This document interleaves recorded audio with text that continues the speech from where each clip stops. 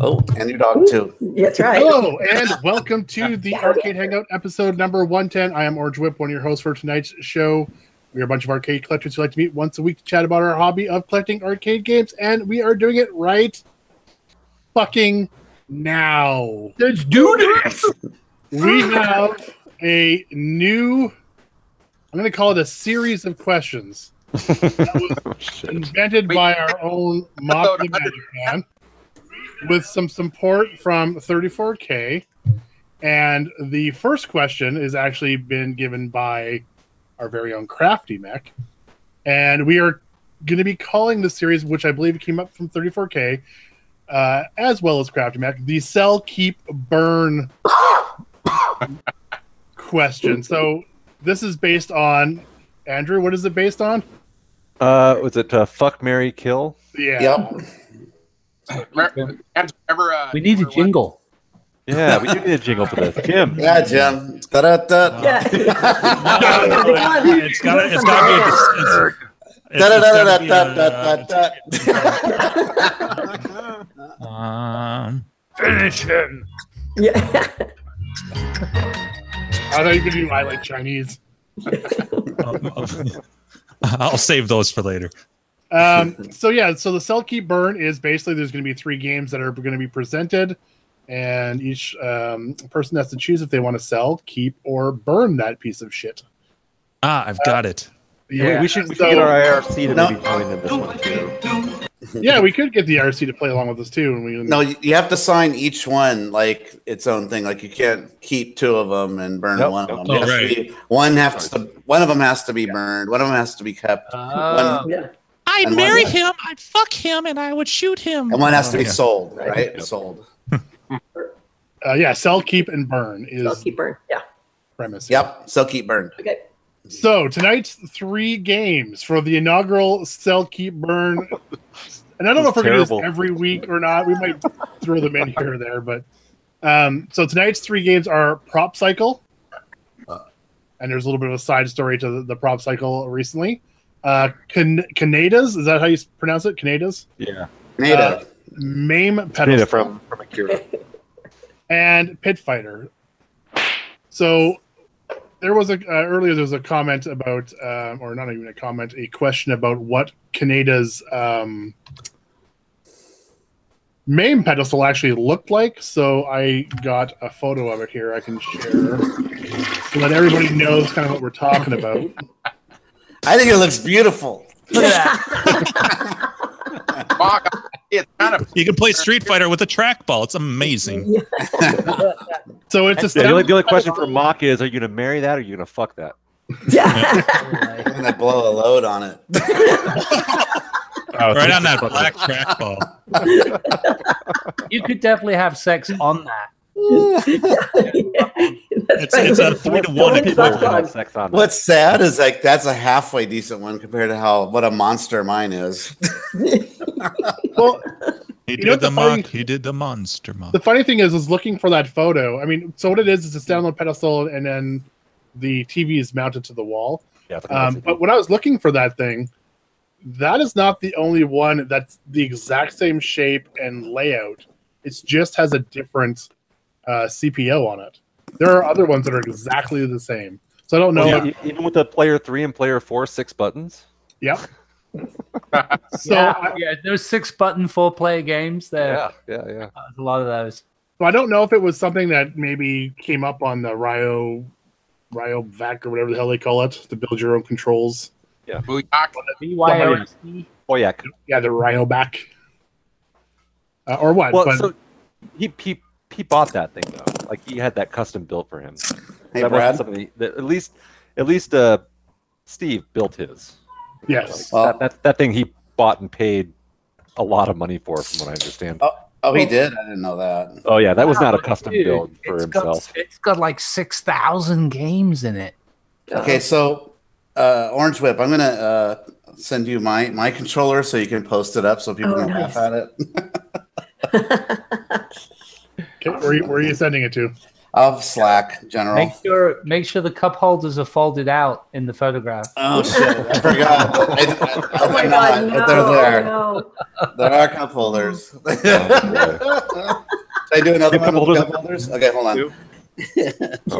Docking station for his phone. Oh, I was thinking a different kind of docking station, but okay. Oh, dude, the main cabinet With a that I made flashlight. the first version of it, the control panel had a 7-inch tablet embedded in it. Oh gosh. Well, no, I swear to did God, we specify, are these all supposed to be good condition working games? Assuming, Or- yeah. Okay. Yeah. Okay, I want to officially change tonight's question. I don't want it to be Kaneda's main pedestal. It really should be Mock's main pedestal now. That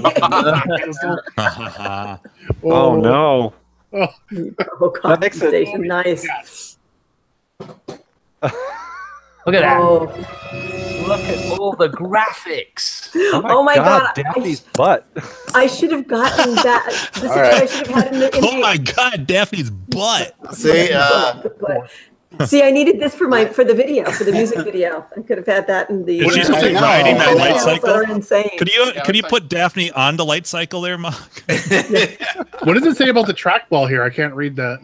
oh, that just says player 1 trackball. I Oh, player think. 1 trackball. Is If there you more? Is scroll- there a You player have a 2 player trackball? 2 trackball. Nope.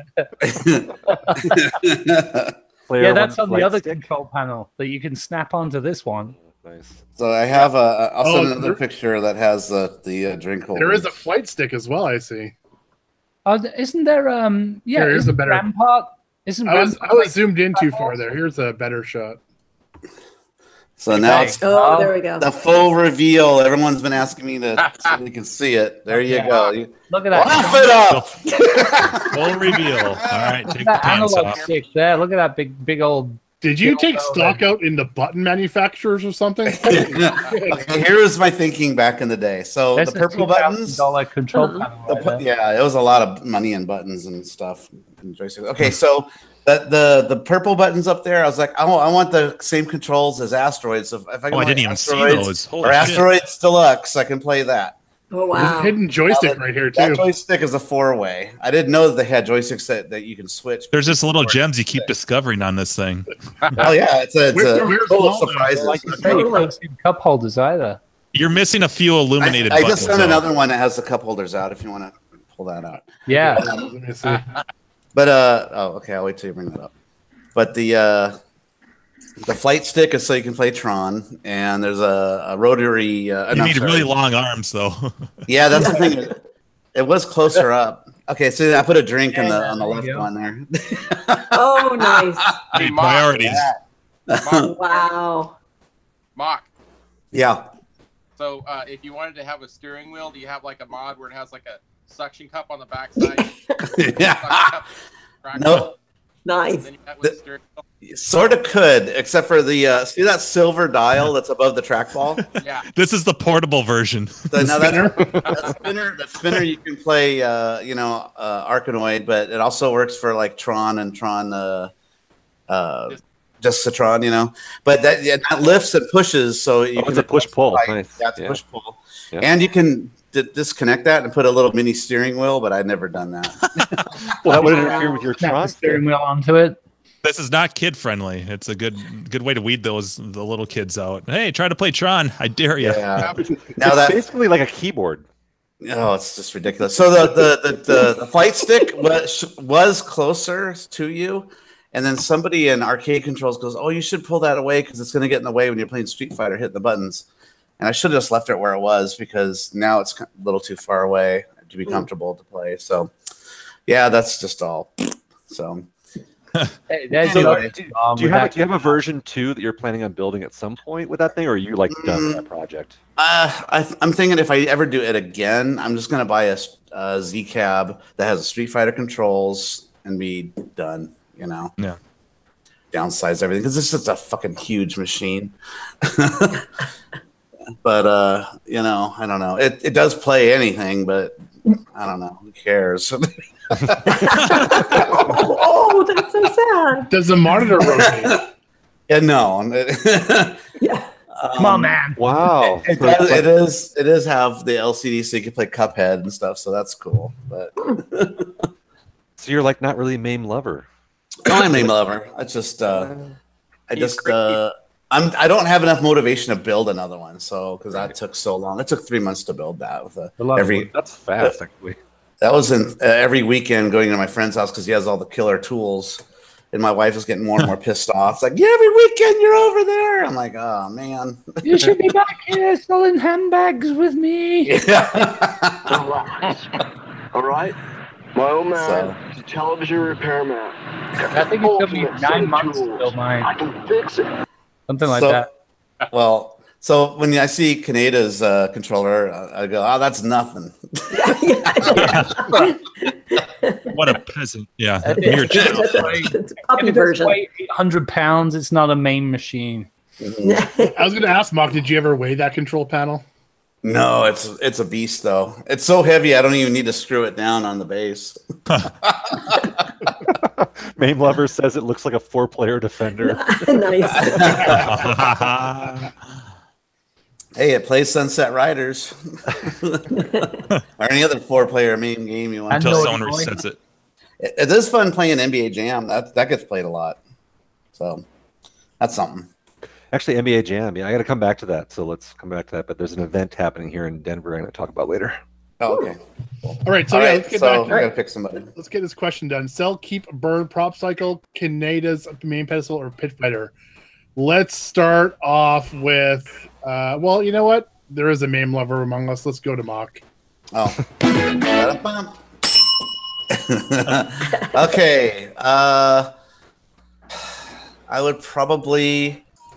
This will probably shock you, but well, Nice. prop cycle I'd have to keep because I know I could sell it to Carrie. No, that doesn't work. No, I it's know. got to be a keeper. Yeah, and you can never. And the That's other the part sell was category. Okay, I probably have to sell it then. I don't know. Yeah, I don't know if it was if Brad said, but part of the rules were that you could never own. So when you choose to burn, You got to sell, keep you it could- forever. Okay. Yeah, you can never own another one. So once you sell Okay. and once you burn, you never get one. Okay, so I would probably have to sell that because I just don't have the room for it. I just don't know where I could put that thing. You know, if I had the room, I'd keep it for sure. But in this little tiny garage, it's converted to a room space now. I don't have the room, so that'd be a sell. I would probably keep Kaneda's control and just replace it with this one and put new art on it. And I would burn the fuck out of Pit Fighter's a hunk of fucking shit. I hate that game. It's so stupid. You What play year it did for that come out? You play it for 5 minutes and you're like, this sucks. Tell us how you feel. I am. So that's my answer. Okay, Joel, you're next. You talk last. I don't feel like there's going to be a lot of variation in our answers in this question. That's actually the list of games we picked are kind of a fail, man. Oh, we can talk about why. Yeah. All right. All right, so I would keep prop cycle. I'd be tempted to try and convert it into some kind of paperboy machine. Oh, wow. Boo. Sounds sweet. That'd be kind of cool.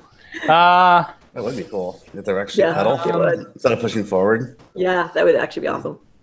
I'd sell the Pit Fighter on Craigslist to someone. For $1. I'd find someone. Yeah, I'll have some nostalgia for it. And then yeah, we just gotta burn that pedestal to the ground. Oh, come on. Although, Give to be honest, love. if I could do it any way I wanted to, I'd probably steal all the joysticks and buttons off it first. Yeah. I could And use then all burn it. and then burn it. So we go with that. Not that bad. All right, let's send this to Carrie. Ooh, Gee, All right. this is a tough one to predict. I know, right? We all know that You would I would burn keep, prop cycle. Right, exactly. I keep the Pit Fighter. Yeah, no, prop cycle all the way, even if I have to build onto the house.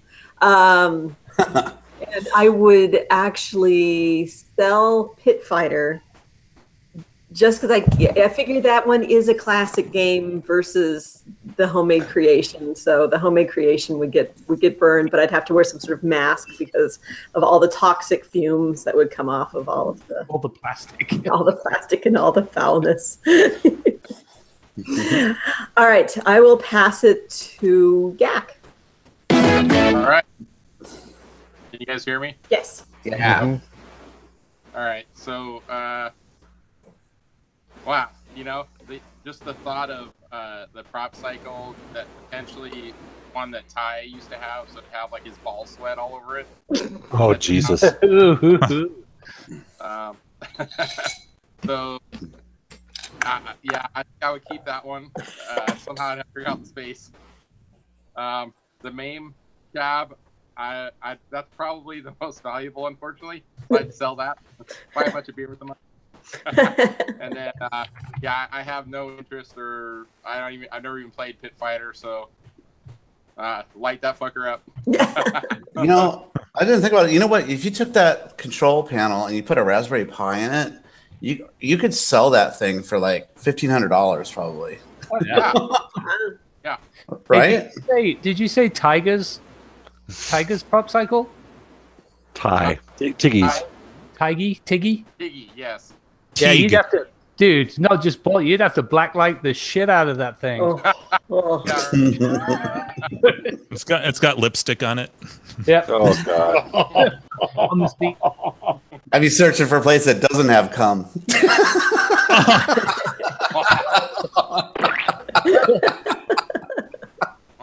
In fact, that whole arcade is probably like that. She's a squirter. She's squirting. It's mommy and daddy time again. Are you sitting on the prop cycle the way I want you to? Yes. Try to pedal with those high heels. Are you pedaling in the heels that I bought for you? Yo, totally. Oh, stop it. By the way, Orange, we forgot to mention, we are the longest running live podcast. I like that Gak is so quiet. By the way, it's amazing how I keep forgetting to mention that. Are you hiding inside that Hunchback machine? Is that what's going on right now? He's the little guy. Chris, we can't hear you, Chris. Chris, where are you, Chris? No, that's 110, isn't it? Can you hear me now? 10. Yeah, we're 110, episode 110. 110 official, yeah. 108. 10. 10! All right, so I'm going to pass it on to Orange Whip. Okay, I would sell Pit Fighter. I would burn Prop Cycle to the motherfucking ground. I would let the fucking toxic fumes just fucking melty. Wait, you'd burn up what? All that yummy plastic. Prop Cycle. Why? Give your reason. And why? Mr. Man. Yeah. What reasons? Yes. Well, the reason I see. The reason I sell Pit Fighter is because I want to burn Prop Cycle to the ground and keep the name cabinet. So, yeah, I would never play Prop Cycle. See, you never know what answers you're going to get here, folks. Yeah, that's true. I thought everybody would keep. I've played it in the past, and it's just chocolate. Exercise and playing video games should never be joined. That's why the Wii should be. Oh my God. That was never a commercial success at all. Dance Dance Revolution Wii. Yeah, exactly. And plus, I am not generally a 90s person, so I just generally do not like 90s games. So, yeah. And I would keep a MAME because I do not have a MAME, and I'm using, like I said, I think a few weeks ago, to play MAME in our little tournaments. I hacked one of these stupid things, and it's a piece of shit to use. So it would help with our own little, tournaments that could play the games. And Pit Fighter, well, nobody really likes Pit Fighter, and it's not worth anything to sell it. But if I could keep the monitor first, that'd be nice. But that's my reasons. And I used to be MAME before, actually not even before my first arcade game, but for a while I had MAME stuff going, but then I quickly just started buying more arcade games. Hint, mock, hint. I will pass it to 34K. All right, so I mean, I'm gonna keep Prop Cycle because I actually, even as ridiculous as it looks, playing that game. It's the one game as dogs can play. And space. No, he smells the chicken. You'd have to move your car out of your garage. Yeah, I would. space. I'd have to Put a figure out how to treadmill. build Put a space treadmill right next to prop cycle, and the dog can go for a walk while you're on the bike. while I'm pedaling my ass off and leaning like an idiot. Yeah. I want to see one of those dogs sitting upright. It'd be taller than Andrew. Oh, they're both definitely taller than me. Yeah. You know, I'd have to. Oh fuck. Wait, so it's You'd have to fuck what? burn. You have one choice. Yeah. So I'm keeping Prop Cycle. Pit Fighter is such a piece of shit. Jesus. You gotta keep that forever. I don't. I know my I don't, answer. I don't have any desire to have a MAME cabinet, so I think I'd sell the Pit Fighter for parts and burn the fuck out of that MAME cabinet. I gotta look at that cabinet. It's just that thing is just like a giant herpy. I don't even want to have something like that in my life. Wow. It doesn't even have couple. Art. You have the strong feelings that I have on Pit Fighter on the. No, it's just like I mean, like I'd rather have. I think I'd rather have Atari made Pit Fighter. Yeah, that's a Atari game. Yeah, I think I'd rather have Pit Fighter in the arcade than a MAME cabinet at this point. Wow, I think it was made in a couple Pit hours. Fighter, the style of cabinet looks an awful lot like the full size Clax, except it's obviously 3 controls. Huh? I haven't looked at that cab for a long time. Anyways, so yeah, there you go. I mean, I can't do the MAME. I mean, I could play MAME on the computer here, so I would do that if I want to play MAME. But I couldn't give up the space in the garage. I'd rather have an arcade game in there. You beat to the thing. I think I'm last. oh, that one was hard on the. It was nice and raspy. I liked it. Necro Shit Fighter. Yeah, there you go. No. It is a shit fighter. Shit Fighter. Actually, if it was called. Is there anybody Shit that Fighter- actually does like Pit Fighter? Like, have you guys heard of anybody who likes Pit Fighter? There's probably like one dude. There always is one dude. There's always one guy out there. That's my favorite game, better than Street Fighter. And nobody will play it. No, it wouldn't be that. It wouldn't be that, Mock. It'd be someone justifying like it was the first motion capture game. It's it revolutionized. It paved the way for Mortal Kombat. You know, Yeah, if you didn't have that, you wouldn't have Mortal Kombat, fucker. Yeah. Or it's the only game he's ever played. Yeah. Someone that has nostalgia for it, I'm sure. 1990. There's about- some. Motion cap fighters. I was having a random thought the other day about how easy it would be to replace the sprites with graphics in something like that, and to just create a game which has got lots of sort of like comedy, like the Three Stooges type of stuff, like where you've got Clay block, fighter. you've got you're like chicken block, like no one can get past chicken block like this, and then you can just have slappy bitch attack and shit like that. Instead of picking up a knife, you pick up a cream pie and throw it. Yeah, Is that you do this? You fight like this? Yeah, exactly. That kind of stuff. That'd be You do the double eye poke, and the other guy can block it with this. Yep. That's big. The block is. Yeah. Your special, like you whip out, you're like Inspector Gadget dick, and it just like goes, bah, bah, bah, bah, bah, bah, bah, and you whack them with it on the other side of the screen. Three Stooges fighter. Only guys play it. How about you put boonga boonga moves in there? Right. There you go. Special move is the finger in the butt. Yeah, the fist face. Finish him. Prostate kill. Oh. Call it dip Prostate and bash. All right. So we just have Jimbo left. Oh yeah, that's not many of us tonight. All right. Well, everyone took every possible combination already, including my original. So I am going to sell Prop Cycle, burn the pedestal, and keep Pit Fighter.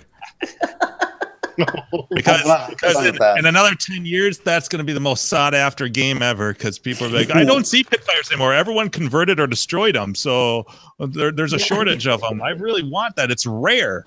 You know what? That was just like Rockolas were back in the day. Yep. Rockolas, people couldn't sell Rockolas for the life of them. Yeah, but you can only tell people about that. You wouldn't be able to sell it. Now you got guys like that one dude that pump the thread every 2 days looking for a jump bug cabinet. And then we just post pictures of our cabinets in there. You go neener. Well, the best was like mine was a factory conversion from jump bug, so it was like. But you know what? If you wanted to play Rockola or you wanted to play Pit Fighter, you didn't have it. You could always have a MAME cabinet. True. Make sure you do a full restore thread of a Pit Fighter and then talk about it every week on the longest running. Oh no, it's already mint, so I won't have to be all original. And it's Atari, so it probably weighs like 800 pounds. Oh yeah, it's made out of like 1.9-inch thick. It's cement fighter. It's just like this big heavy brick. Wood and kryptonite. All right. So that concludes this this round of the whatever. Did we get any participation from the chat at all? IRC, did you guys have answers for that? I mean, probably not. Mame Lover says I'd convert it into eyes. Can Crafty make a 3-player simultaneous eyes like Pac-Man or like Battle Royale? Oh yeah, there you go. Can shoot each other. That'd be kind of Tits McGinnis. I'm drinking Guinness. No tits tonight. No. All right, yeah, that's a seasonal. Yeah, right. That would be a great special. We added some tit to this. Tits McGinnis. Just a hint of it. Tits McGinnis, the Christmas box. That is not the last one in the variety pack that sits in the fridge. No, it's the first one.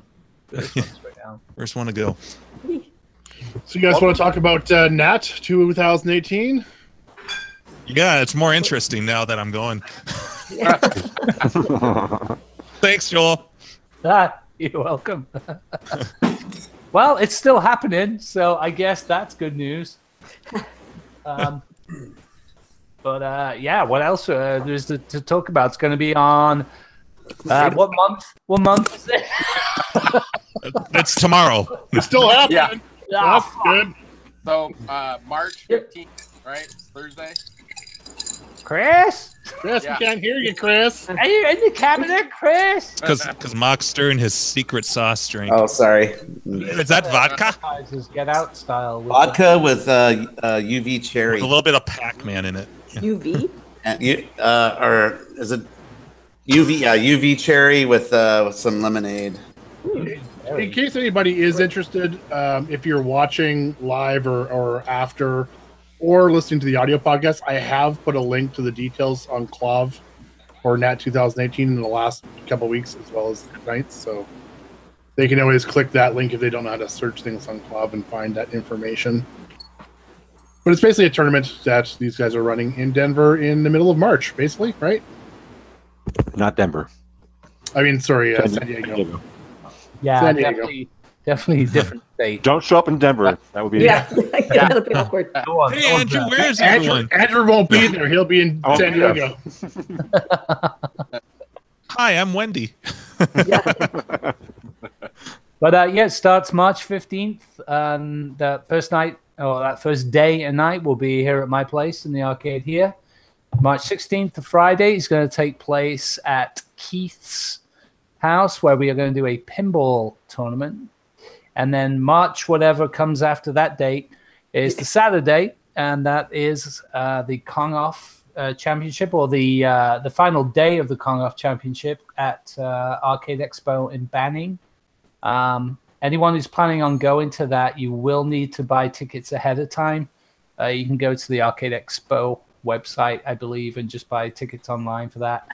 Has anybody bought tickets for that yet? I think it's about $750 a day. It's ridiculous expensive. 55, I think, last time we checked.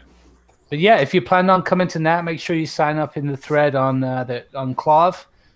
so that we can get your badges done and everything. If you don't have a badge and you turn up at my house on a Thursday night, you will be chased off by a wild pack of dogs.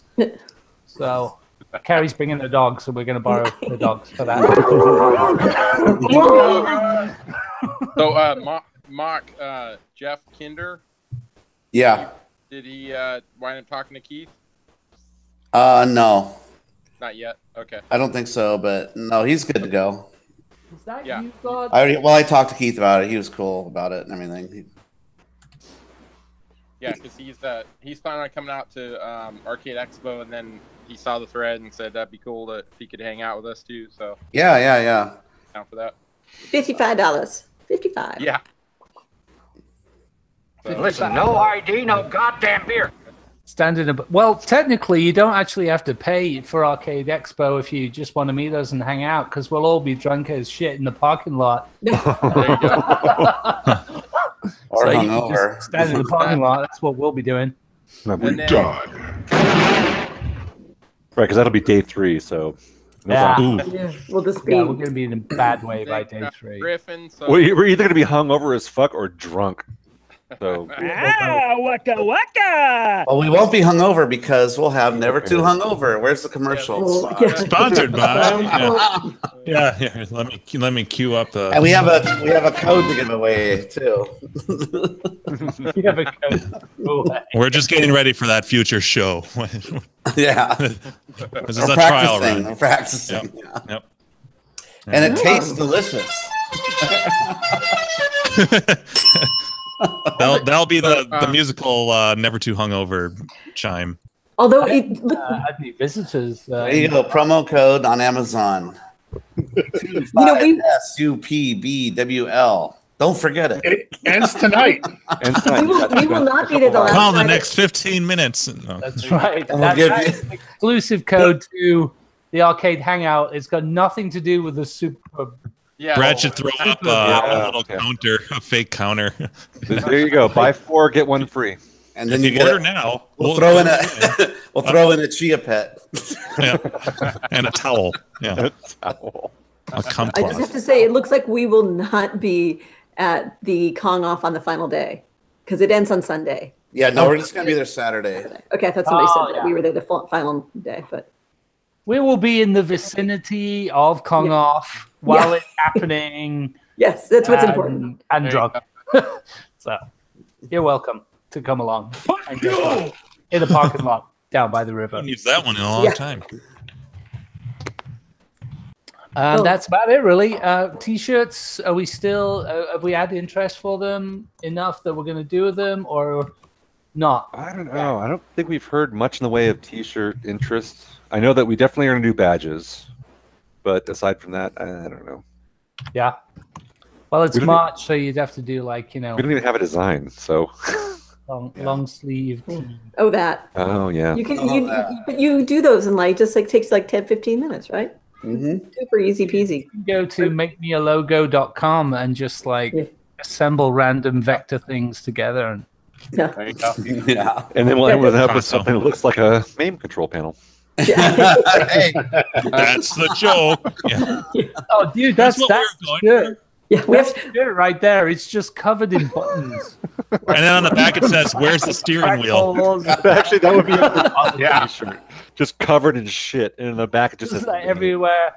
No, it says, "Where's the steering wheel?" Random Street Fighter clip art. You know? Yeah. It's the now whole call it Meme Lover. yeah covered in just shit, and then the We back. do have some people in the chat that are requesting shirts. And then you could say the text on the back could be like, "The steering wheel's coming next week." Yeah. How do I play Tron? Yeah. Just throw a backpack on with that joystick. I can play Discitron and you can't. My favorite arcade game is Flappy Bird. But I think that's everything. Really. We should go back to Chris. Yeah, I was gonna say let's go to Yeah. Gak before he Before has he freezes to frostbite death. of the finger. right, yeah. Chris, are you a popsicle yet, Chris? So, I don't know if you Do you have frostbite yet, that Chris? well. I don't know what's going on here. Hear me at all? Yeah. Yeah, we can hear you. You're just quiet. You're just very. Chris, are you there, Chris? You just have to shut the fuck up. We so really can have to actually put hear our you. listening ears on. I just don't know where the microphone is on this freaking. So, Well, anyways, it's not where you're talking. Yeah. Shout over here. That's louder. That's louder. Okay, let me lower the Warmer. Hello. You're lava hot. Yeah, exactly. Try tapping on it. So, tonight was the end of the last Fortnight challenge, and we had a whopping 3 different people playing. I think it was wow. Frizz, myself, and Crafty Mac. I'm not sure if there's anybody else. I will say I actually tried this week to get the MAME running on here with my my Mad Catz Street Fighter stick, but the fucking Windows 10 isn't recognizing the joystick. Oh, gotta love it. So I tried. I will get it figured out and hopefully be able to join in more of these things. Maybe it's time for a MAME cabinet. Yeah, that's next on the list. Or I could spend a few minutes and figure this thing out. Yeah. I'll make you one.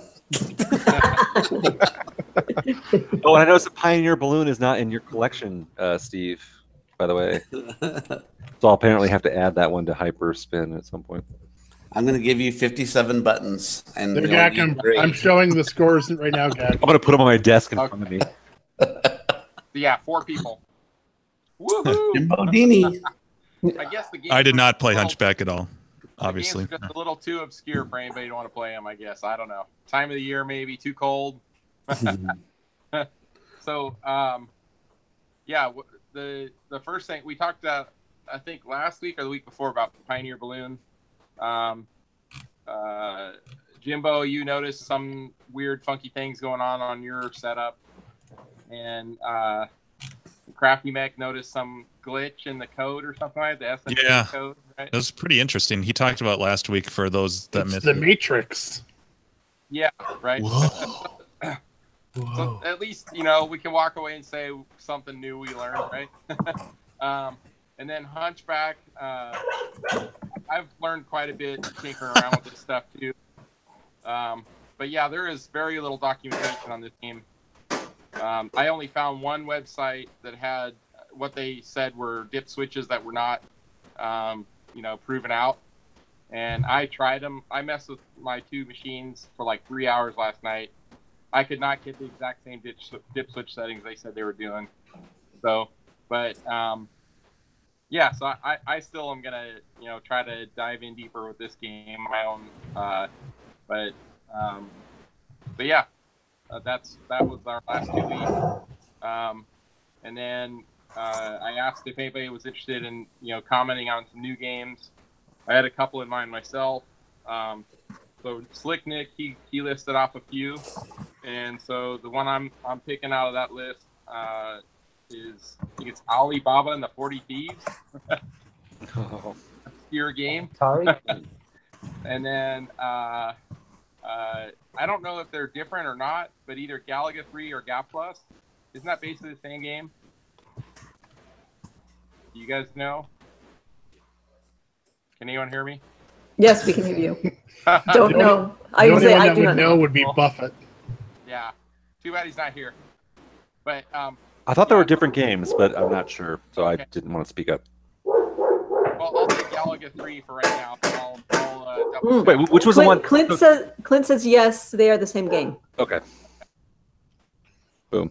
So, yeah, so your game, and then kind of a variation of I'll know Galaga. So, those are the 2 for the next 2 weeks. And for any feedback, anybody else wants to do anything, whatever works. Yeah. Anyways, actually, I don't even need to really do any gameplay. I just kind of wanted to show the difference in how the games look.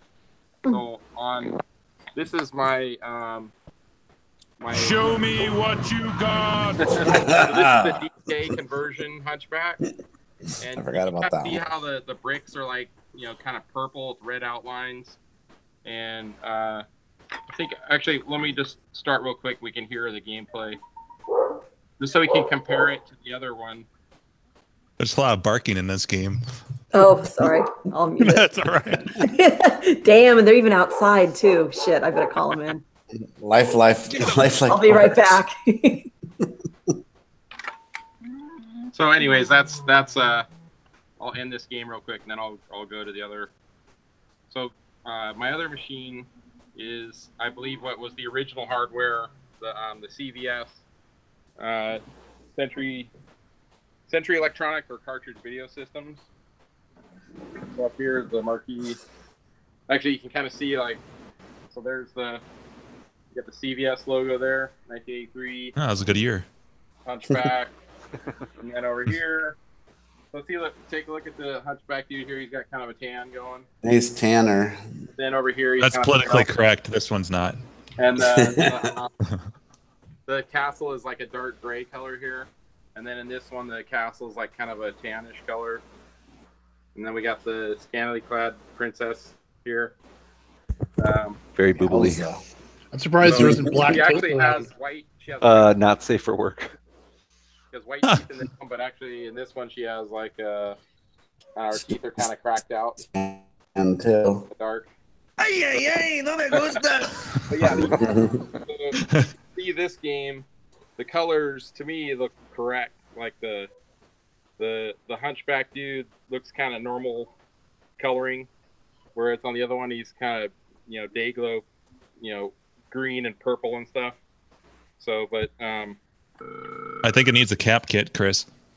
Yeah, I'll do. I'm sure. But see, like the princess kind of normal there. So this one has better sounds too. And the fireballs are purple on here. But yeah, so there are different settings on the games. You can adjust them, but I could not get them both to match. Super bonus. Man, I am sure I used to play Hunchback on like the ZX Spectrum. Oh yeah, God! I think it was on the Commodore 64. That old system. Yeah. That thing's ancient. This looks like something on like an Apple IIe or something as well. Just looking at it is like. But see the guards here, they're coloring. Yeah. Correct here. They give you the. Oh, they're trying to boonga you. Yeah, they give you the prostate kill. The prostate kill. But yeah, it's like they have it. Gameplay and the colors. Hostility. Gameplay, the colors, and the sounds like mostly dialed on the Pooper. But then when they went to port it to the Donkey Kong, it's like maybe they were limited on the color palette because it's basically a ROM hack. Wow. So I tried swapping. There's two chips, the color PROM chips. I think it's like 2E and 2F. And if I swap those, it just kind of inverts everything. The screen was like a light blue instead of black background. It just looked really funky. So funky butt loving. But yeah, I'm gonna investigate a little more. So that's kind of my quick review there. And then I'm gonna go ahead and turn this on. Another little thing we've been working on for a couple months now, Jimbo and Mock. Yeah. So we're working on doing an actual art kit for Toki. So it's everybody's favorite game. Yeah. Oh yeah. So the bezel is the one we're working on will fit like a Robotron or Joust style cabinet. A Williams style cab, yeah. Yeah. So really cool artwork. Mock did an awesome job doing all this detail here. Just kind of scan around. It's a great tape job too. I mean, I'm slapping it on there though. I'm serious. Like, this is a prototype. Yeah, everybody has to know this is just printed on paper. This isn't the real deal yet. Mock, are your initials on there somewhere? No, I should have put them on there. This is a monkey 6-pack. Right. That looks the lady's nipple. If you go really, really close, you can see it says Steve. Mock's face. Mock's face is one of the nipples. There's a tiny naked chick in there somewhere. I think I see a wiener. Yeah. Wiener.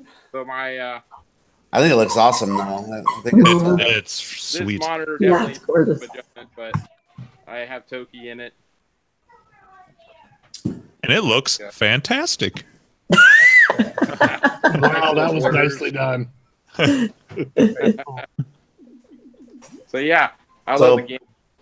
So people, if they want to convert anything into, well, I guess it has to be a Williams style, right? I mean, well, I'm sure, for Rich can go to size. Yeah, okay. I mean, give them the dimensions you need, but the starting ones are going to be, like you said, for Williams stuff. So for people out there listening or watching, I'll be doing also probably next will be the marquee, and then the side art. The side art is already done, so you're gonna get brand new side art,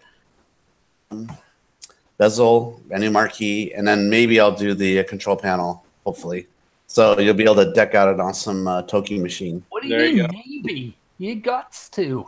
Yeah, I'll do it. I guess. You got to do it. I'm already at this point. I got all the As soon assets. as that marquee's done, I'm gonna be like, Rich, I'm ready for the first run. Dude, Rich, when are you gonna print it, Rich? So in the meantime, for me, my control panel kind of works, kind of this weird theme. It's Tato, but the game is Pyros. This game is Pyros. Oh, weird, evil Oh, Pyro. dude. Pyros. What? Yeah, so that's hopefully will be available probably within a month. I'm hoping. My beer's empty. Wow, everything else will be fast to build as long as I get I need to get the size. The next thing is I need to get the sizes for the marquee. That's the easy. exact size you need, and then we'll work on that, and then we'll bang out that controller, and we're done. Now, what's the availability like for a Toki game boards? Is that a very rare game, or It's gone a lot in value, I think. Yeah, back. it's doubled in like people are asking probably like 130, 140 bucks now. I'd say Is that our that, yeah. More than that? Oh Caught up. shit! That used to be a perpetually $60 PCB. Yeah, I remember it being 60 to 80 out there. I'd All say day long. Yeah. But yeah, great game though. But you had to One of walk my favorite uphill both ways to buy it in the snow. Yeah, the animation and that's right. The animation and sound is freaking out. It's Yeah, it's a tough game too. The artwork, the animation, the sounds, everything. Does yours have this going on the mountain up here? I don't know if you can see that. I don't know if that's like glitch. Oh, I haven't. Oh, I haven't looked that. I haven't looked at that or looked closely. I'll have to look. Up there. Yeah, it looks like some pipes coming out of the top of the mountain range or something. One thing interesting about my little about the little little issue that I was talking about, that little glitch or whatever, is it's moved. It's no longer in the same spot. Now it's consistently over like 2 inches left. So when you first start, you're saying? I don't know. I tried spraying compressed air upside down to cool some of the warmer chips to see if it would move or go away, and it didn't really have an effect. So I'm not sure like why that is. Oh, bizarre. It's really bizarre. Maybe if I play the game enough or keep it on long enough, it'll eventually just go so far left I won't see it. It'll just take care of itself. One-handed. Yeah, it doesn't bother me anymore though, because it's only during that spot, and it's really only me that's noticing it. It doesn't affect anything. How far can you get in the game now, Jim? I always die on the ice stage, the fourth one. Ice? Oh. Yeah, that one sucks. It's a lot's dependent on how many lives I end up with after the third stage. And I never continue. Actually, I kind of want to disable continues. I need to do that. Even though the game doesn't save scores. Oh, it doesn't? It doesn't save scores, no. Maybe you should just continue so you can practice the snow level. Is that cheating? Well, I mean, I could keep, just to get familiar with it. Yeah. Is that cheating? It kind of is to me. Like, I can understand why, but I don't want to. I like the pressure of like, oh shit, I made it. Now, can I get a little further? It forces me to play the game more. Oh, there you go. There you go. That's the spirit. Kids these days, they just uninstall it and get the next game if they can't get very far. Or I could just cheat and watch YouTube videos, but that's, Yeah. to me, that's cheating as well. Right. Yeah. All right. Well, I think I'm gonna head in. Cool. All right. Good night, Gak. Thanks for Thanks for presenting that, and that's cool. It looks awesome. Yeah. Yep. Bye, Gak. I hope you didn't have any flights, that you're going to pass out and Nope. sign off in the next 5 minutes. I've only had one beer so far, so I got some catching up. All right. Bonus. All right. I'll see you in 10 minutes. That only happens Sounds when you're good. trying to play PC games. That's that. Yeah. That was where I was going. Yeah, I know. Oh, okay. Nice. Well, Well, that on the bezel looks subject awesome. of, art packages, we could show the stuff that we've been doing for City Connection as well. I'm excited because that cabinet has been without the bezel and marquee for a while, and it looks so sad next to my other games. It'll soon look better. Oh yeah. Yep. Yeah. Thanks for doing all that. It's freaking awesome. Yeah, you owe me a beer. Mark's like, I'm never doing it again. Yeah, I know. Actually, I was Totally. thinking about putting my services up on Claw because I need some extra money. You think people would want like art for certain projects? 'Cause I could, Oh yeah. Always. Oh yeah. Stick Yeah. to naked pictures. Always. yeah, I gotta figure out what to charge for that. You're doing all the hardest work because then those vector files just go out and okay, print. I Yeah. mean, not that it's just like click and print, but I mean, but that's the real time consuming stuff. Yeah, as long as they can get me a scan or something, I need a, I don't know, but yeah, I was thinking about putting my services out just so I can make a little extra side money. Nice. So, yeah, Nice. yeah. So that would be kind of like the proof of that I can do it, I guess. Mhm. People can see it. Yeah. So, shall I dare introduce the topic of Todd Rogers? Yeah, why not? This is the news segment. Who's Todd Rogers? Now in the news. Arcade news, y'all. Remember that? There was a mention of it in the YouTube chat that we have not talked about it yet. So, Didn't we talk about it? Brought it up at least a week or two ago, though, right? So who's Todd Rogers? Is that the high score dude? that's the high score dude Oh, okay. All right, so this with is the mustache and the this is ponytail. the dramatic news Lovely. segment. What everyone's talking about. The fall of twin galaxies. Oh boy, So, yeah, so really. basically, it comes down to I think the I can't even remember his name. Who's the guy who was just on the show? On his own show, Ben Heck. That's what I'm thinking of. So Todd Rogers was on Ben Heck, and Ben Heck was using the computer to see whether or not it could beat or match Todd Rogers' score that he did on Claimed to do. time score on the Atari 2600 drag race game. Drag race. And from what I've heard, it was actually Twin Galaxies hired Ben Heck to do this, to try to prove that Todd Rogers' score was legit. And in the end, the results that Ben Heck got were exactly the same results as the guy who was challenging all this in the first place, who was apparently like an MIT grad, and he threw his computer on it and tested stuff. And it sounded like almost immediately after Ben Heck disproved it, like he didn't beat the high score. Twin Galaxies basically banned him for life from putting scores on Twin Galaxies, and he has a lot of different high scores. Many of them are questionable, like games where he has his high scores like 3 times higher than anybody else below him, or high scores where his number in the score ends in a 5 and the game only counts up by 10s. So there's a big backlash now of what to do, because people are saying back in the 80s, you didn't have streaming, you didn't have, access to camcorders and all this stuff to to document or to even keep this information, because tapes, die or degrade over time. No, it's supposed to be Polaroids, right? That was the thing. It's like if you were to do a high score, you had to have a Polaroid of your without flash. So that was one of the things. A lot of people were claiming that he had done a live thing in front of Activision, and Activision said yes, as well as David Crane, the person who made the game. Right. But then I'm reading separate things where no, he actually took a Polaroid or picture and sent it to Activision, and then Activision, without actually checking anything, gave him the thumbs up that he has the world record on. Yeah. Not necessarily knowing what the best score could be. So there's a whole bunch of stuff back in the day. Not that people. There's a certain amount of people that care, but I think most gamers don't really give a rat's ass at all. I never heard of Twin Galaxies until the King of Kong came out, and I've been collecting arcade games for 15 plus years before that.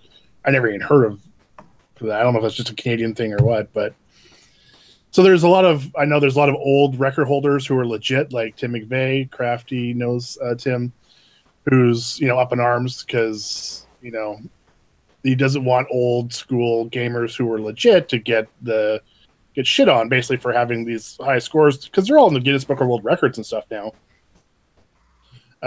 When there's obviously some issues of scores in the past, so there's a lot of discussion going on about this. Yeah, the people are pissed. Which way? Yeah. There's people pissed both sides, I think. Yeah, Both sides, a lot of them, both sides have an argument. It's just what can you do? Because, like you say, we're so used to being able to document things so easily now. It's you just pull out the phone, take a picture, and shoot a video. Right, everything should be live. Yeah, right. Twin Galaxies still allows video. You still don't have to do things live, and you can doctor videos so easily. It's insane now.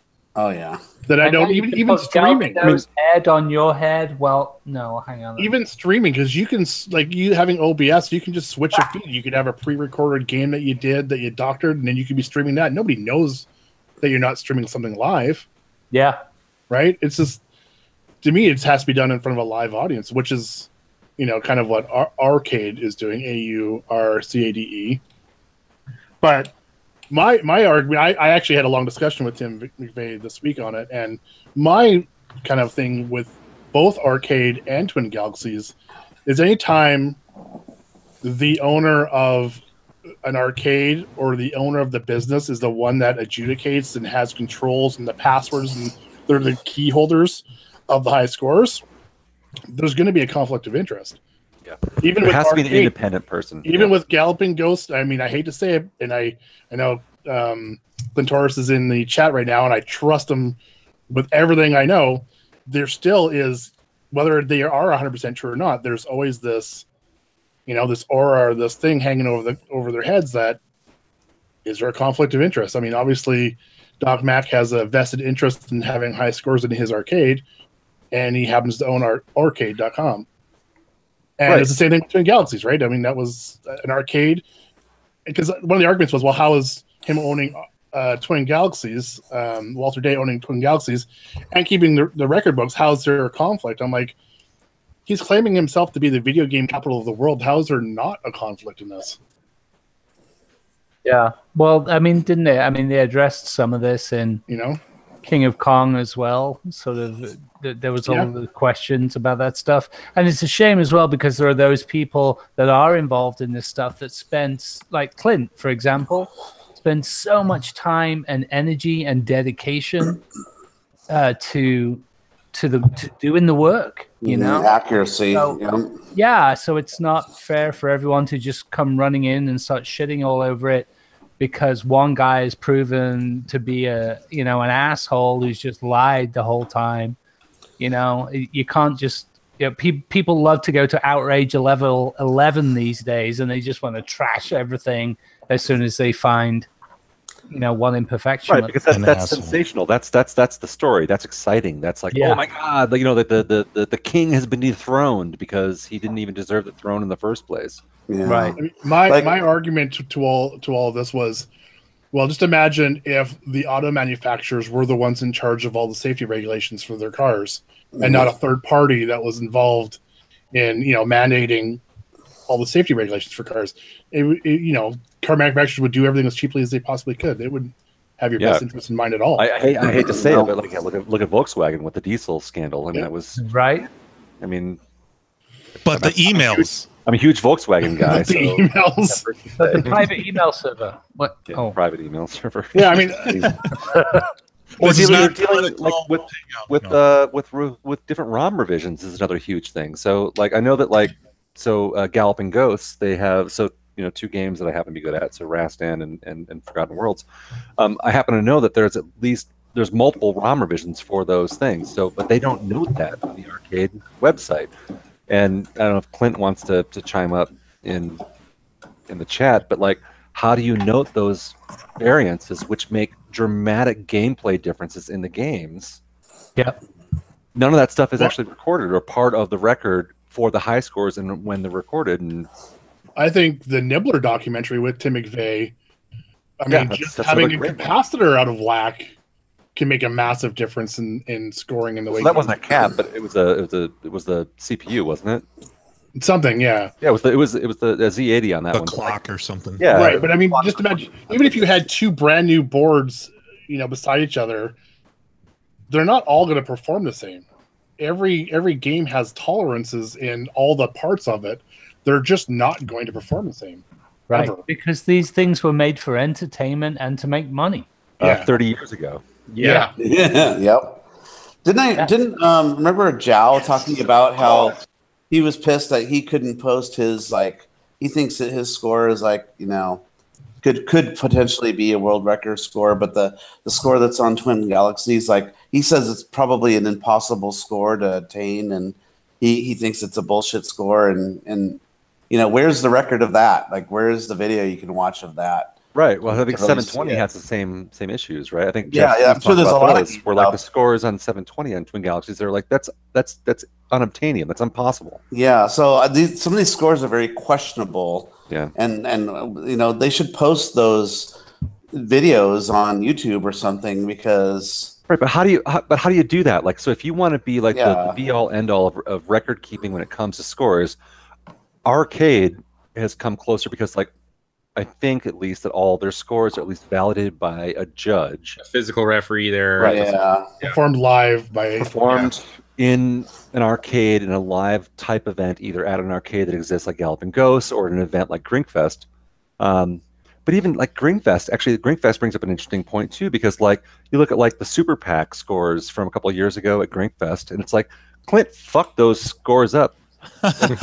Because he screwed the settings. Well, I think there is something to that though. They call it tournament settings. Yeah, I think there's something about that. Okay, and the tournament settings are clearly differentiated on arcade. Those can vary too. Yeah, wait, tournament settings are this. Yeah, it's tournament settings for Grinkers 2015, but that's not tournament settings for Grinkers 2018. Yeah, right. Yeah, you have to have some kind of global authority on the tournament settings then. Right. There either has to be a definitive tournament settings for these games, or there has to be this is what the settings were done at this tournament. And if you want, I know I've talked about Arkanoid, and Twin Galaxies has it set on easy, and I think the lives are even different, and that's not default settings. At least keep it default if you're going to be doing, because that's what everyone expects. Right. Yeah. But I mean, the matrices to manage scores at all the different possible dip switch settings and all these different games. I mean, we're talking about an incredible amount of data and really difficult to manage, let alone the legacy data, which is tremendously in question, especially nowadays as people are actually going, there's an interest now in going for these scores. How do you keep track of it? And so what do you do? Do you start over? You say, all right, all the Twin Galaxy scores, that shit is in a different bracket. That's the legacy scores that we're not sure if are true or false.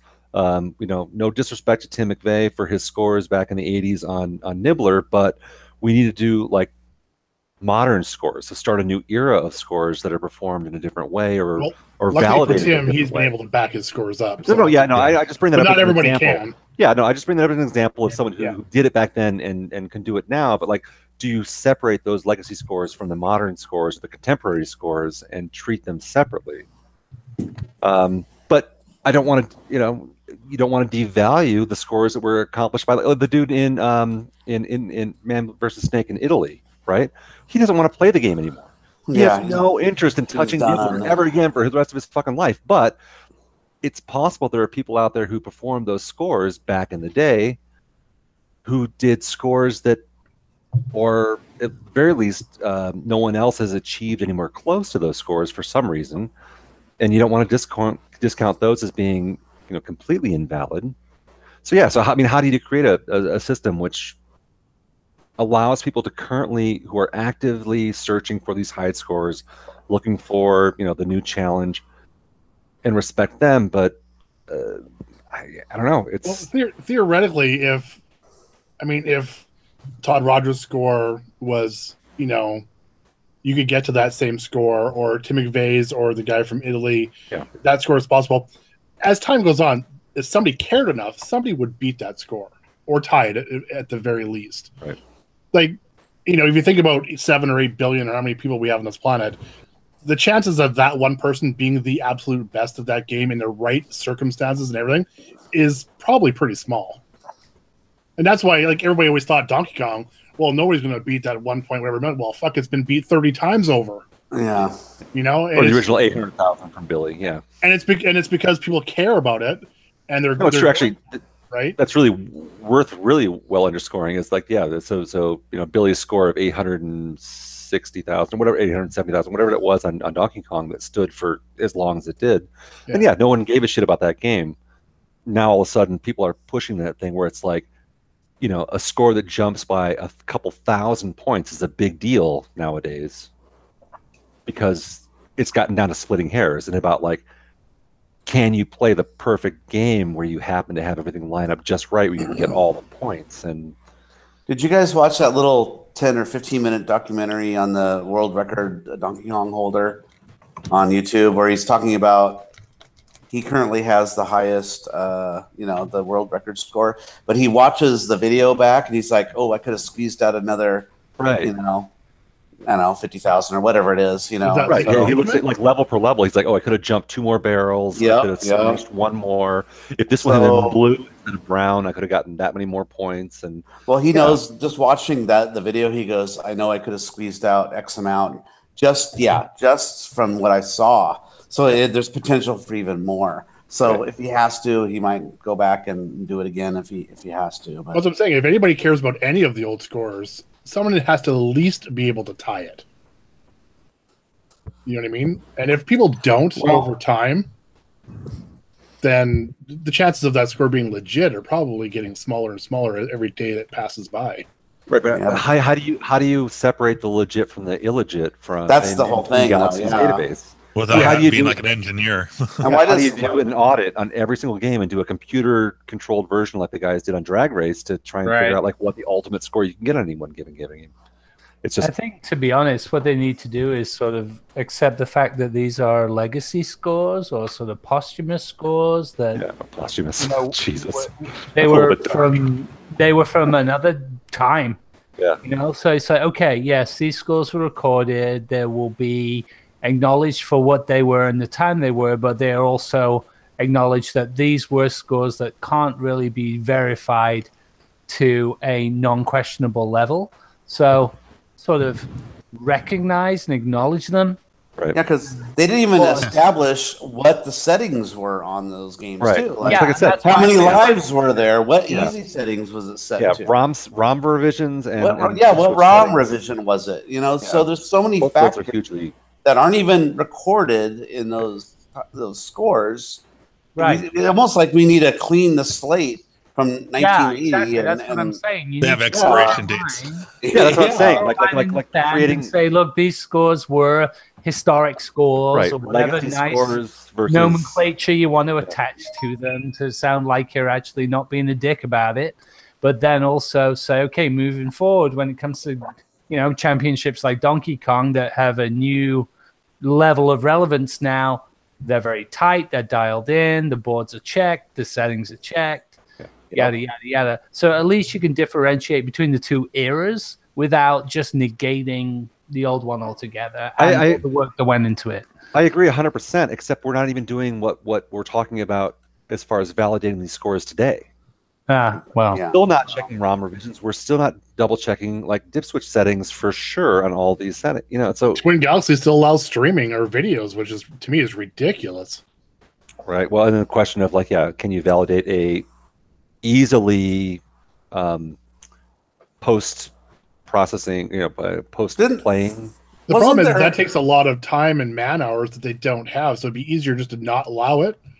Live, it's everybody's backing up the live one. We understand it's true and good, and there was people validating it as they were playing. Legit. Wasn't there something in the King of Kong where they said Twin Galaxy said, "Oh yeah, so if we take a score now from Donkey Kong, that person has to submit their board to Nintendo to get a letter verifying that it's an official board, and then they have to give us that letter before we'll even accept a score from it." It's like, holy shit! From Nintendo, Who from Nintendo would give a shit about that? Yeah. Oh, fuck. They'd be like, "What is this? Throw this in the garbage, Charlie." Right. Making Super Mario Run 2 or whatever. It's like a $200 board nowadays. Oh. Jim, you forgot the soundbite. People at Nintendo. Here over at arcadeicons.com, they're using deep machine learning algorithms to assess the validity of the scores. There you go. Every score ever submitted to Arcade Icons is 100% legit. Yep. Okay, the people from Nintendo get a board in. They're like, what the fuck is this? There you go. And they throw it in the trash. You have to say Nintendo of Japan or something. Nintendo of Japan get a board in. What's this, Chen? Throw it in the trash. What's this, Chen? Yeah, I just came up with a name. Chen! Fucking. The show is totally not racist, by the way. Oh. I'm sure that as a matter of fact, Chen is not named Chen. Japanese. What's this, Jackie Chan? What's this, Chip Chen? Jesus. No, Jackie Chan.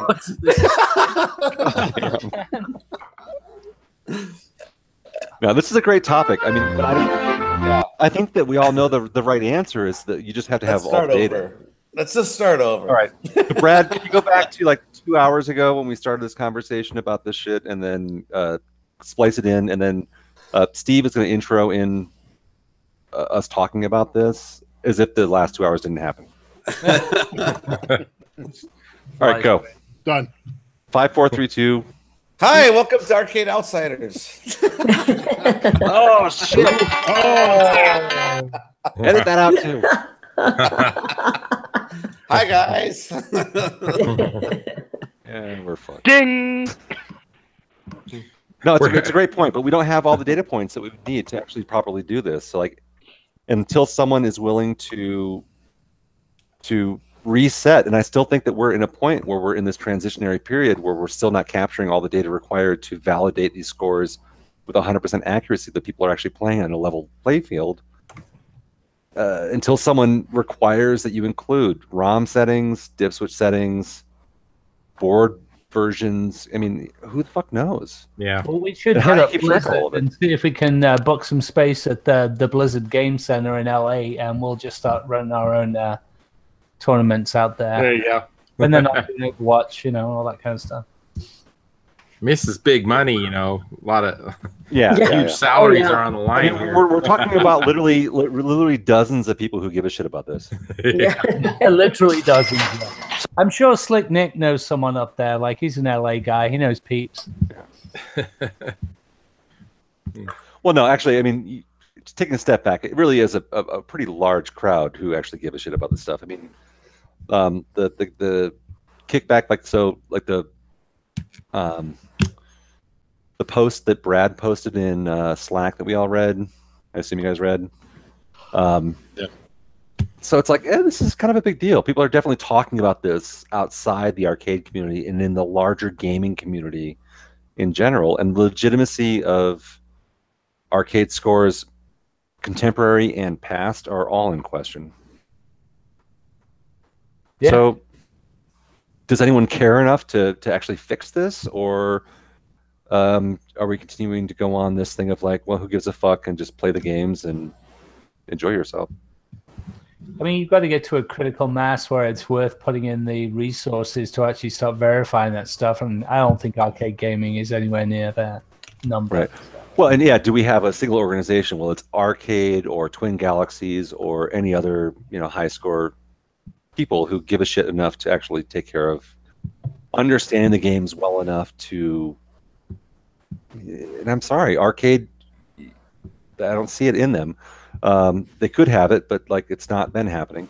But do any of them have it in them to actually care enough about these scores to validate to the proper level of detail that we need? Well, they have to do one of two things. They either have to figure out a way to generate revenue from this, or they have to figure out some sort of body that will give them some money to do this. So let's say video game manufacturers or something. Well, that's fine. And it's true. If the audience is big enough, then you've got enough ad revenue that you're pulling in to be able to justify the expenditure to. Well, and resources doesn't just mean money. I mean, they have 3 refs, it seems like, and it's impossible to make for another ref. It seems like we've tried that. It's like, how do we become? How does someone become a ref? I heard there's a new one called Sid Seattle. I've heard he is now an official arcade ref. So are you kidding? Or are you? I am not kidding. Yeah, Nintendo jacket. I gotta admit, what's your score again? With the explosion of esports, I gotta admit, at some point, I'm like, wow.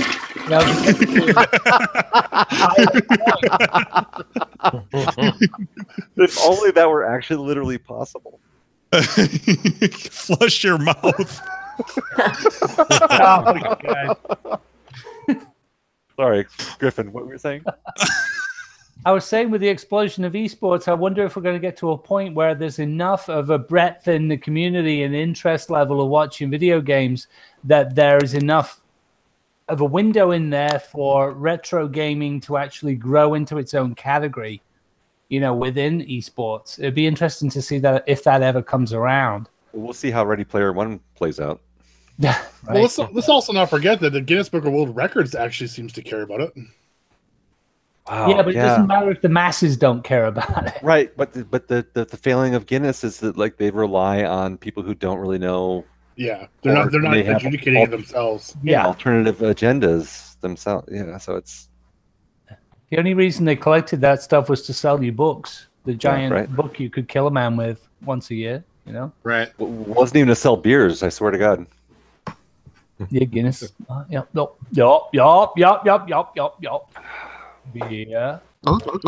Hi, Andrew. How you doing? Dude, that's not even funny. How you doing, Andrew? Everyone who left me hanging that night, fuck you. All of you who walked up and were like, nope, and just turned around and walked away. Yeah, fuck you.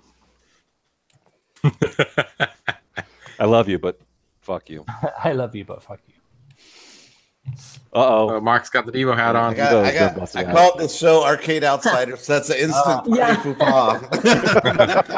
downhill. Is the Devo hat the dunce hat? The drunk dunce hat. The drunk dunce. Yes.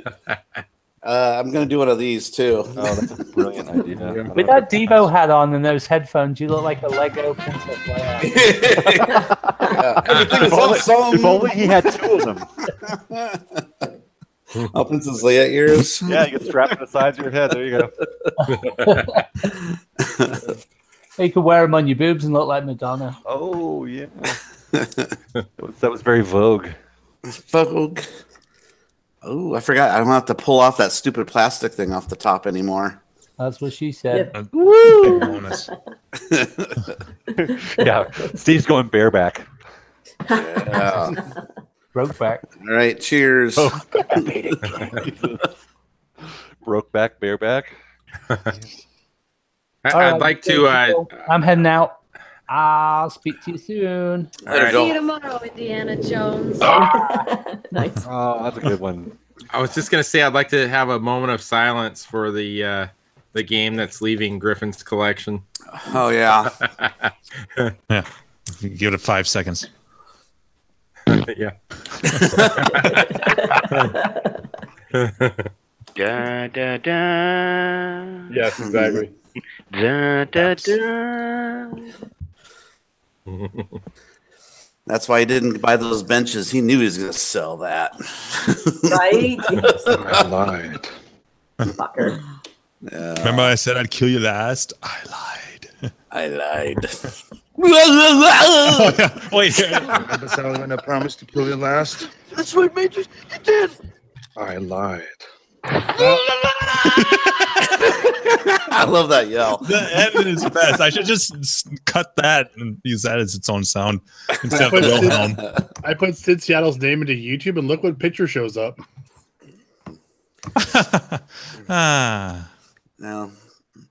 There's probably a reason why they have 10 kids.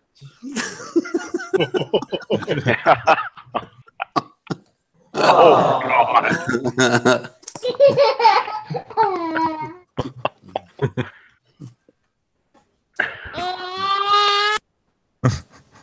That's a good chance that one of them was conceived on the bike. What is that thing called again? The Prop cycle. Prop cycle, yeah.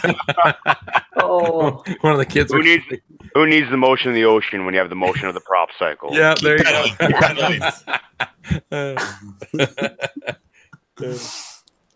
So you have paperboy handlebars like imprinted in their back. Jen. Keep pedaling, Jen.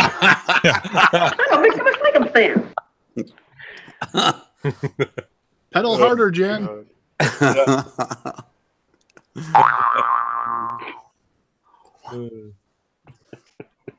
Well, all right then. We must be that done. Was fun.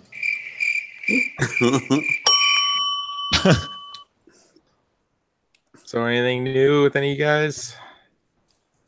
I'm still waiting for Andrew to get back. Oh no. I need to talk to him. I need to talk to Andrew.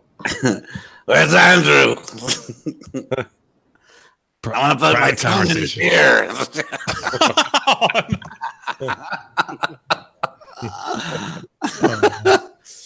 I want to whisper sweet nothings in his ear. Can I stay at your place? I only put in the tip.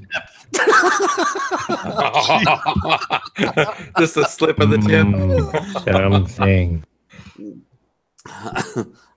I don't kiss and tell.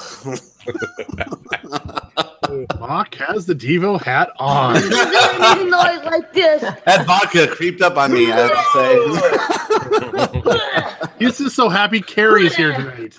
I am. I get sad when Carrie's not here. I was so sad last week. I heard about your arcade troubles and I felt bad for you. Oh my God, it was just such a bad day. It was from soup to nuts. That was just a shit ass day, and y'all did not want me on this show. You're all fuck arcades and fuck my friends. And those two goddamn games still aren't working quite right. Although I have hope for one, and the other one, oh my God, it's just so. I was watching those Randy Fromm videos. Oh my God, I love those. And Randy makes everything look so easy. And I'm just like, oh, I need Randy to come to my house for like 15 minutes. Because, I'm like, oh, I'll just do what it is that he does. I'm like, oh, wait, not my board isn't anything like that. I don't know. So, yeah, I feel like I know what's wrong, but I'm struggling with how to get there. But I'll get there. I don't know how you survived.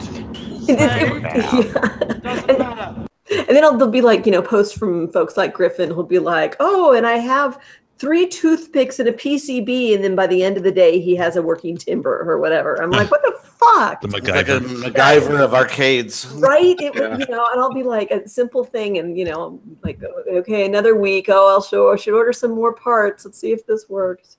Oh, it's very frustrating. Boys have a penis, girls have a vagina. That's the answer to everything. That's right. What's that? Where's Andrew? He knows that. Mock, Half Baked. Yeah. Movie. That part where the MacGyver dude that's working on the car. We don't have a bong. All right, give me some tin foil. Oh yeah, a paper clip. Believe me, I've had to deal with worse. We don't have a pencil. All right, then give me a gum wrapper. The MacGyver mechanic. Yeah, MacGyver mechanic. That's a great movie. I love that movie. pot out of an apple, then you know you're desperate. There's a lot of trippy shit on a $1 bill if you really look at it. On weed. Yeah. That's Jon Stewart. Yeah. On weed. Yeah, that's Jon Stewart before he was like had a show. Right. Yep. A lot of trippy shit if you look closely. Go red team. Yeah. Code red. Go team. Never really look at your hands. Sorry. They look like big, strong hands, don't they? Nice. Never ending story reference. Speaking of marijuana, did you hear 12 more states are going to legalize it or are slated to legalize it in 2018? Well, eventually, 7 of them are recreational. Have to stop, yeah. Wow. 7 of them are recreational. The rest are medical or both. I think they're which is the gateway, right? yeah, gateway to recreational. Yeah. There's an entire country up here that's going to be doing it. I know. That's if we're not recreational by the time Canada does it, it's like you guys beat us to the punch. You know, I thought Canada already was. Well, July 1st.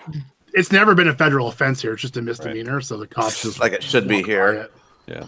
Unless they're selling it, then it's a federal. So yeah, when is it? It's like March or May or something. I think it goes into effect. Canada Day. So Canada Day. I've been reading a lot of articles. July 1st. Hey, celebrate Canada Day by smoking up. Woo! Candy is candy, but liquor is So get this. I've been reading a lot of articles on this stuff, and you know how like Jeff Sessions just like pulled the whole I'm gonna pull the memo from Obama, and we're going to put the feds back on marijuana is illegal and all that. Well, he also approved 2 months earlier an FDA approved synthetic marijuana, like a CBD marijuana drug for the pharmaceutical companies. So the concept is that marijuana is illegal, but this pharmaceutical marijuana is legal, and he made that a class 2 drug. Yeah, and do you know why? Yeah, because he's money. Because he owns part of the company. Yeah, he's part of it. So that's the whole thing. Let's make marijuana illegal, but we'll sell the pharmaceutical marijuana and make that legal for everybody. Yep. So that's the whole plan, by the way. Which, if enough states, I think, go legal, at least for medical, the feds have got to follow it. Yeah. I mean, 12 more. I mean, not all of them will go through, but at least probably. Well, where it'll hit you is, and it already still does. Like if you go from BC to Washington State because the border is federal, they'll throw you in prison. Even though Washington State is perfectly legal, the border isn't. It's federal, and they'll nail your ass. Yeah, you don't mess around with federal. Like you don't fly with it and stuff. I mean, you know. But yeah, I don't even smoke the stuff, but it's just a whole. I'm a drinker. I'm right there with you. I want the option. You're not a smoker. You're not a drinker. You're a MAME lover. I'm a MAME lover drinker. But I don't like the government telling me what I can't do. That's the thing that pisses me off. You know, it's like Jeff Sessions is questionable in his ethics as it is. So, you know, I don't know. I'm going to get the show political, but. Anyway, it would be interesting to see what happens in 2018 with this whole marijuana stuff because Canada is going to be the whole entire Canada above us is going to be legal. We're going to be looking like really stupid, if you ask me. That we're behind, you know. Except that, at least the states down here have basically made it legal. So I feel like we're at least ahead of the curve, even as far as Canada is concerned. Yeah, on the state level. So at least you know here 15 years ago in Vancouver, there were 2 restaurants right beside each other. One was called Blunt Brothers, and one was called something else. I don't remember the name of it. But you could smoke openly. No one, you didn't get a ticket. There's nothing. It's just the cops have way bigger, important things to deal with. I hear that's how it is in Nevada and Vegas now. I mean, I hear there's lines around the building, and they're always running out. I mean, that's how crazy it is over there. So, yeah. Let's see. The other articles I read is that even with Jeff Sessions' thing with reactivating the FBI, there's really no funding for it, and people haven't slowed down. Businesses are still opening up everywhere in California since the licenses keep getting released. Yeah, and to sell, Colorado is so. basically like drawn a line in the sand and said like, yeah, we don't give a shit. Oh yeah, like, fuck off. We're doing this anyway. I mean, you're not going to turn senator down was pissed. the billions of dollars that we're making. And he was so mad at him. Did you watch that footage where he's like, yeah, he's like, I'm not going to even allow any more votes for candidates for the what is it I can't think. I don't know. He's gonna put the kibosh on any support for additional candidates for his. I can't even think of the word for it. Regime, whatever. Regime. No, Naz regime. I can't think of the word right now. Put your thinking cap on instead of your. That's another one here. Hold on. Okay.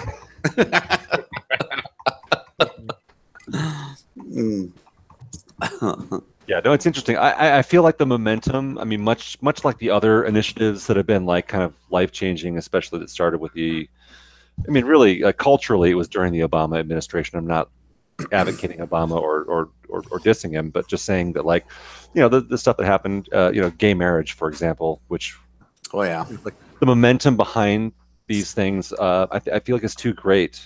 And that's also legal Canada-wide, by the way. Oh, okay. That's been for like 20 years. Yeah. So we're playing catch up over here. Yeah. Canada's awesome. America sucks. Yeah. Well, we have 10 times less people, so you live in a fucking icicle. So we have 10 times less people. It's easier to get things through. Yeah. Like arcade, trying to open an arcade. It's a big deal. I mean, yeah, like opening an arcade, exactly. Yeah. Actually, every province in Canada, but the one I'm fucking in. That's the problem. We're not a frozen tundra. All right, that only happens on my half of Canada. Yes, it's like 60 degrees, 60 Fahrenheit here during. That only happens 10 months of the fucking year. Yeah. So, well, the whole thing that with Jeff Sessions, though, it pissed off so many people. The things that I'm reading, it's going to actually accelerate. There's already a bill out to try to legalize on the federal level, just because people are like, "This is ridiculous." It is. You know what the main problem that we've had with the federal level is international, because a lot of international treaties that countries belong to do not allow it. So there's if you're part of the UN or part of any of that, they don't allow drugs, as part of membership to it, and that's one of the things that Canada's been fighting. Is that the international community won't allow you to be a part of all those different groups if you do allow marijuana. It's so absurd because, like, the pharmaceuticals. I mean, Jesus Christ, think about drugs. Yeah. Oh, I know. That's where the money's made. I don't even want to talk about the opium epidemic and all this. Oh, shit. it's horrible. That stuff. It's like, oh my fentanyl. God. Yeah. Well, we lost Tom Petty. Thank you very much. We lost Prince. Thank you very much. All due to that. The legal drugs. Yes. Yeah, those are the legal drugs that they're listening to their doctors. Yeah. And like, oh, okay, I can take this. It's okay. The doctor said it's all right. Right. Oh, I'm dead. Yeah. I'd sue you if I was alive. Yeah. So I'm not a marijuana user, but I'm a huge marijuana advocate. I think it's Me too. Yeah. Me three. Yeah. You know when back in the day when I did smoke weed, though, it would just make me fall asleep and I couldn't party anymore. Yeah. Exactly the same thing with me, Steve. I'm worthless if I smoke. It's like I don't, but I'm like with the booze, like, everybody should do whatever they want to fucking do as long as it doesn't impede me. Right. And not too harmful either. I mean, really, if you look at it, it's a pretty harmless, The only thing I'm not looking forward to is walking through that fucking stench every day when I walk out of my house. I will say, all right, so that's a good point. So I don't really care for the smell of it too terribly much, and like I smell it all the fuck over. I mean, I work downtown. I live basically downtown, so it's like when you're walking to work, I smell. There's like a couple key points where it's like, how do you make your house stink of fucking marijuana? Wow. Every time I walk past it, and it's is it the growth of the plant or is it smoke? No, it's someone smoking it. Oh, okay. I smell it every single day going in and out of my house. My neighbor beside me and the neighbor across the street both smoke it. Oh, wow. Every single day, and they smoke it with their kids, like teenage kids. Well, I know in Denver they have those like smoke lounges, right, where you can like just kick back and smoke, right? I don't know. I've heard of that, but I've never seen them. I don't know if that passed because like there was a thing where it's like, is that legal or not? And could you? Oh, okay. I wasn't sure if you guys like had the or not. cigar lounge thing kind of. Yeah, thing. yeah. Because they're trying to pass. This year. They're trying to pass one in Vegas. So they were trying to do that this last session. I don't know if it actually went through or not. I didn't follow that one closely enough. But that would, I mean, the only problem with those is people driving, but it makes sense more for But there's smell, Uber being able to now. filter the smell. Right. Yeah, there's Uber though. I mean, people still go to bars. It's Dude, there is not a day that goes by that I'm not driving behind someone who's smoking weed here. Oh my god, every fucking day. So that pissed me off. You know. Yeah. Well, because I don't. Yeah, I mean, same thing with you, Steve. It's like, do what you want, and actually, for the same thing that you were saying, Brad, it's like, do what you want. Like, I don't, frankly, give a shit if you do heroin, but would you please not do it around, kids? Could My kids or in a park around, Yeah, could you please not do it? And then while you're driving on the freeway. Yeah, could you please be an adult and be responsible about your decisions? Well, and dispose of your needles properly, because some woman who's cleaning out a bathroom here just a couple days ago got poked by a hypodermic. Cleaning out the paper towels from when you wash your hands. And there's a hypodermic needle in there. Yep. Yeah, see, it's shit like that where it's like you're not being responsible and thoughtful, and I guess the reality is that people aren't. Yeah. Not in general, no. Yeah. It's like how many times have you been in the bathroom where you like you're sitting there taking a leak and someone walks out and they didn't wash their hands. It's like, God. You suck. Or like some people drink too much and then they wear a Devo hat. Yeah. I know, right? I mean, where do you draw the line where you have to start giving people tickets for Devo hats? Or put that Devo hat down. Or when someone walks into a place of business and instead of aiming into the urinal, goes on everything else. Oh, all around the seat and everything. Oh yeah, but that's like on the wall and on the tiles. And oh god, mark your territory. That was my day today. Check out this photo that the Vancouver police shared a couple of years ago of a bathroom in Vancouver. What the fuck? Oh, gross. That's a special occasion. Look at the floor there. That place does not get clean. This is a public bathroom right downtown Vancouver. How the hell do you turn on the cold water? There's not even a handle in that thing. That's a shitty I mean, all right. I mean, I will say that's disgusting, but like that's obviously not a well cared for bathroom either. You walk where that street is. If you walk down that street, they'll be littered across the sidewalk everywhere. All right. I used to work at this place that every time I went to take a piss in the bathroom, like the stand-up urinal, someone would always smear their boogers on the wall right at eye level. It's so gross. This is mine. I'm marking my territory. Yeah, it was like he would like streak it across or down, so everybody can look at this boogers. I'm like, oh god, how old are we? Like 10? Right. It's the poor bastard is supposed to clean that up. I mean, they're fresh from the morning, still glistening. Yeah, they're still wet. You still form animals with it. Nasty. I'm going to post in our chat. I'm going to post a link to a video. You can watch it later. This is Snoop Dogg who drives down in downtown Vancouver, complaining how fucking bad it is. You post that slide too, because I'm not going to. The downtown east side in Vancouver is literally the worst heroin in the entire world. Oh, you walk down the street, it's like you're fucking walking with zombies. It's Brad, can you post that in Slack? Because I'm not going to watch it right now, but I'll watch it later. Yeah, I'll put it in Slack, sure. Thank you. Yeah. That was kind of like the walk from my BART station to my office. I remember the day that I was walking back at the end of the day, heading to BART, and I hear the police on the megaphone saying to the various mentally ill drug addicts. Yeah. The people, take your needles with you.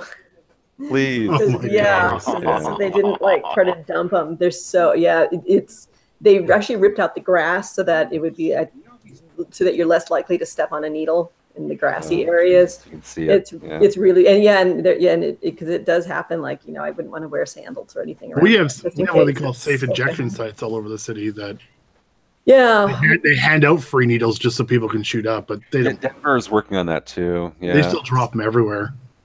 It doesn't work. We have 2 sites here in Ottawa. It doesn't work. Oh yeah, we got. There's more needles now than there ever was. They're just concentrated in one 10-block area. Yeah, we're actually having problems with that with like the legalization of drugs, and actually it's been longer than that, but just up in the mountains past Boulder and outside of a city called Nederland, I think it is. But yeah, they're having problems with basically the homeless issues, which is like people who are having problems meeting the rising cost of living here, but also still want to be in Colorado for the lifestyle, or Colorado because the free or the legal drugs, and so they camp. So they're homeless, but they're camping, like in campsites and campgrounds. Yeah, they call them tent cities. We have tons of them. No, I know, but this is different because it's not in urban areas. So this is rural. This is like out in the mountains. Interesting. They're taking over like areas that are like places where like you take your family camping. There'd be like established campgrounds that you pay like $3 to camp at a campsite. They'll be like 50 yards past that in free range camping. And yeah, they're doing the same thing where it's like they're setting up these campsites that they're not picking up their trash, they're not picking up their needles, they're not picking up. Yeah, it's just a fucking mess. It's a shit show. You remember that urban legends, like where people would like that had AIDS would like put their blood in like a syringe and they put it in the movie theater seat and you sit down. Yeah. Oh, I got AIDS. Well, welcome. Yeah, with a little note that says "Welcome to the world of AIDS" or something. Oh, that was the one where the girl would put that on your window. And fucking urban legends. Isn't that funny? Those like spread all over the place. Oh, like Richard Gere and the gerbil. Everything just spreads. Like you woke up in a bathtub in Vegas with your kidney missing. Yeah, the stories spread faster than Richard Gere's. That was before internet too. You could like say that shit. Yeah. Rod Stewart collapsing on stage. Remember that one? Right, yeah. It's just funny how before the internet, rumors would still. Oh, or even like the Ozzy Osbourne and the live band on stage. Yeah, of course. Yep. Classic. That was true. I heard it. No, he talked about it in an interview. I know. There's another one. Yeah. There's another one that he denied, and I'm hoping it's not true. That he did the same sort of thing at another concert, and he took a puppy and threw it out in the audience and said, "I'm not starting the concert till that puppy's dead." And then everybody stomped on it, and then the concert started. I'm like, "There's no way Ozzy would do that." No, I don't think he has it in him. That was like another level. Yeah. Anyway, so do we have any arcade shit to talk about? I know. Yeah. Talk about like now that we've talked about the first 3 quarters of the show was arcade heavy. Tangent. Yeah. Thank God we got out of that arcade talk. Yeah. This is a tangent hangout. Do we have any major topics left? I did have kind of a cool. I mean, as much as I'm like feel like all I could talk about are broken arcade games, but it's the rise and fall of the hobby. But I did actually kind of have a cool experience that I wasn't here for, which is that my daughter, who's never been keen on the arcade games, threw a dinner party this last weekend. And so I showed her, I'd set up the arcade and everything and showed her how to turn everything on. And that, of course, was the hit. She's like, she has no interest in the arcade games, but it was a tremendous party hit. Well, all her friends loved it, right? Oh, yeah, absolutely. Yes. And they weren't, and so either they were younger than her or of like probably a generation or above her. So it was kind of, an interesting mix of folks. And it was so cool. Like I was excited for how her dinner party would turn out, but I was more nervous about did all the games turn on? Did the ball get stuck in the pinball game? Because I have a game where like sometimes the ball gets stuck. Like the left flipper work. Yeah, exactly. She didn't double turn on the gyrus. Sometimes when you first turn it on, doesn't turn on, so you have to turn it off above the machine. And I guess it didn't turn on, and she didn't bother. And I'm like, didn't bother. It is a loud game though, because I have the attract modes on. Track sounds, but she said that she spent the first hour of the party was just basically talking to everybody about how I fixed these things. Oh, wow. That's a great story. It is. It was really cool, and even actually some of the games inside. I guess I've the Missile Command Cabaret and the trackball is acting a little bit wonky again, and so she was saying that was what I know after I spent all that fucking time on it. It's a stupid hobby. This is a stupid fucking hobby. But so it's acting a little bit wonky. But I guess if that was like one of the guests was like obsessed with playing Missile Command, even though he was kept complaining that it was it's too hard to to try to roll the trackball. But then was like, oh, I'll next time I'm gonna do it one more time. And so suddenly mom's hobby is actually pretty awesome. That's pretty cool. Yeah, exactly. Yeah. Yes. Did she talk about like what was the most popular game that a lot of people are playing the most? Not so much. She did mention Missile Command. I saw because a pole position you have to use quarters, and it doesn't look like hardly anybody played pole position, which is surprising because at Halloween that was like a huge hit because driving games are so approachable. Yeah. And I think that that her boyfriend played Shadow Dancer, actually a fair amount, or actually, sorry, the boyfriend of one of the guests played a bunch of Shadow Dancer. I don't know, somebody played a lot of Shadow Dancer, so that was cool because I was surprised because you really have to kind of learn the patterns on that, or you don't get very far. They continued the fuck out of it. Now all the scores are screwed up. Oh, that's true. So what was the second least game played after Defender? Wow. Ooh. I got trivia on Defender. You know how I'm full of like useless knowledge. I just found out that Defender's the very first side-scrolling video game ever made. What do you think of that? Oh yeah, across multiple screens. Yeah, it's the first one that scrolled, though. I mean, nothing else was scrolled before that. Right. So there you go. Put that in your hat and smoke it. Wow. Put that in your Devo hat. Right. Put that in your Devo hat and smoke it. The sun shines on a dog's ass every now and then. So that's cool, though. Like, I know Taylor, or my daughter, she has friends over, and they just play Medieval Madness like crazy. That's like their game. In fact, when it was down, they were pissed. She had a party, and I've had the out of order, sign on it. And they're like, "Oh no, sorry, I have to play Tron." So, Mock, does your daughter play the pins or any of the games if she's not surrounded by her friends? Like, does she think that she plays like a multiplayer, like on pinball you can do more than one player, and she likes Medieval Madness. That's like her favorite. That's awesome. Yeah, and also on the MAME cab, she likes to play with her friends Puzzle Fighter. So nice. That's what her favorite game is, Puzzle Fighter. So I don't know if you played that yet, Carrie. Okay, so when you guys come over, I'll have to put up Puzzle Fighter so you can check that out because cool. That's a 2-player like battle game, sort of like Tetris-y, sort of. Yeah. Matching colors and stacking, and when you blow up your colors, it sends bad blocks to the other person, so it's a battle back and forth. Oh, fun! Yeah, I think I've heard. I must have at least heard about this, but yeah, I don't think I've played it. Cool. Yeah, it's a lot of fun. Yeah. So it gets a lot of people yelling at each other. No. So yeah, it's a good time. So yeah, 2-person interactive games, whether you're playing cooperatively, I mean, or things like that, where you're actually interacting as opposed to working sequentially back and okay, my turn, your turn.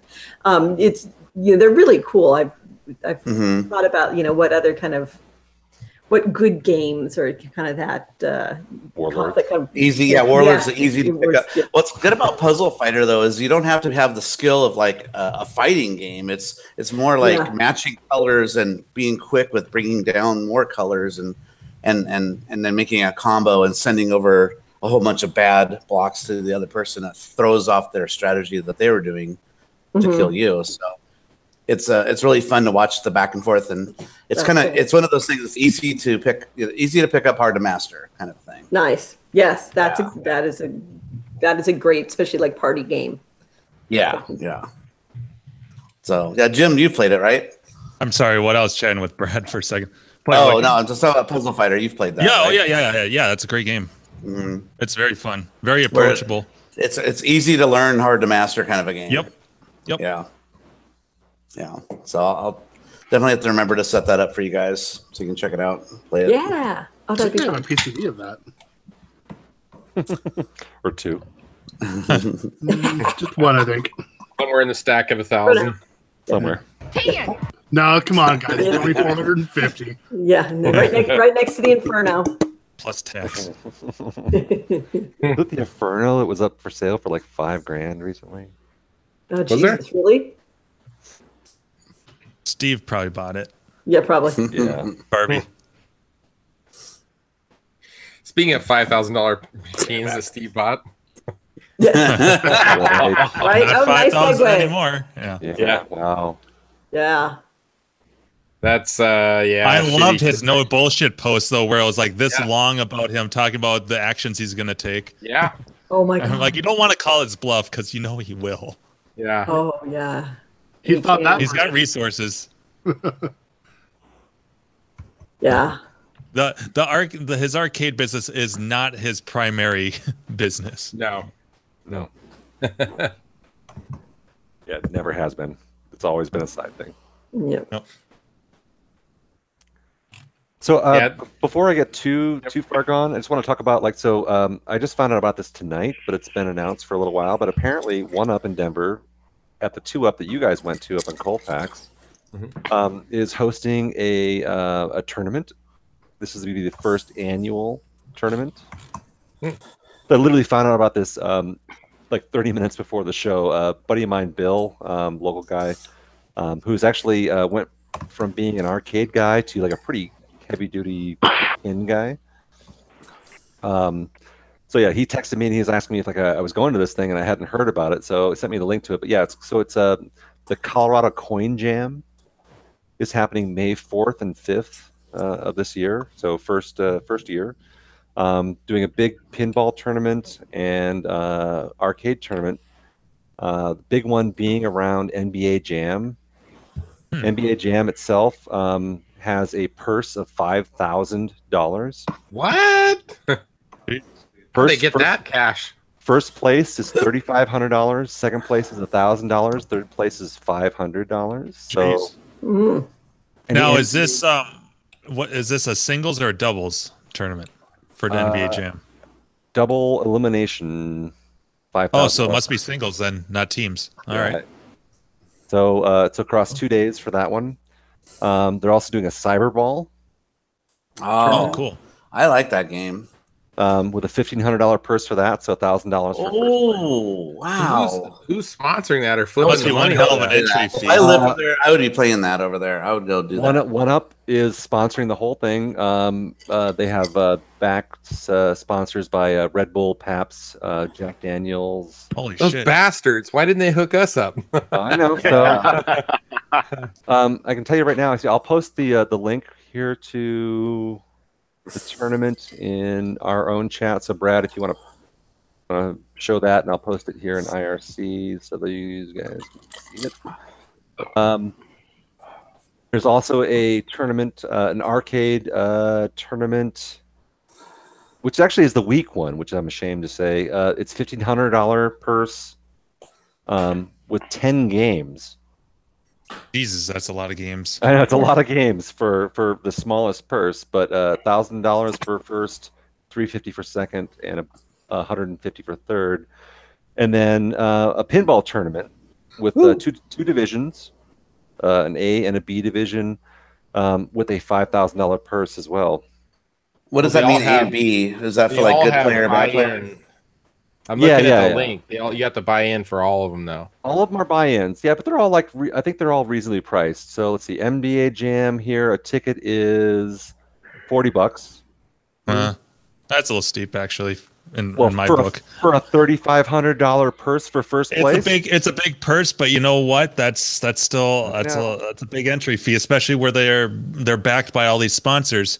I've been to so many fighting game tournaments where they've had purses bigger than that, and it's been like $20. All right, so this is their first year, so I don't know. I'm not judging. $40 is a lot for people, especially if you want to gain a big crowd. Where there's people that are like, well, I never win these things, so why am I gonna drop $40? Right. I'm just saying. Yeah. Yeah. But you know what? That also maybe limits the huge amount of people that might play. Yeah. Right. You know, I guess you it might have depends too on what many. their goal is. Yeah. Like, do you want to bring a ton of people through there, or there'll be people there to watch. what about Yeah. There'll be So spectators, but my plan is I will definitely go and spectate this because I think it's going to be a fun weekend. Yeah. No matter what. So, and it's free to spectate. But yeah, so if you're in the Denver area for May 4th and 5th this year, 2018, one up on Colfax, same place that we did not a tournament this last year. Should be a pretty good fun time. And it's obviously it's big money, so $13,000 total they're putting into the purse right now. That's probably got to be one of the biggest I've seen ever. Yeah, that's a big one. Arcade stuff, pinball and arcade. Yeah, especially if you're good at NBA Jam, get the fuck to Denver. Yeah, yeah. Where's Joe Senegalia? But there you go. So that was my announcement about the tournament here in Denver in May. It looks pretty exciting. Crazy. Wow. Yeah. And annual, so they want to keep doing this. So maybe we do another Denver thing, and we can tie it into the Nat or should do a Street Fighter tournament. Street Fighter tournaments. That's totally possible. I'm sure they would be looking for ideas. I have not talked to XD about this one yet. So this, like I said, I found out about this like 30 minutes before the show started. So it's crazy. Wow. Cool.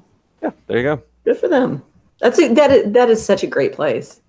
It's 100 arcade games, like 50 pinball machines. That is an amazing place. It really is. Yeah, and everything's working really well. If you look past a couple of LCDs that he's put in there. I was just gonna say. Yeah, I understand why, but I don't like it. Yep, I'm right there with you. I'm doing Belching Beaver, by the way. Which just sounds like this is miso honey. Miso honey.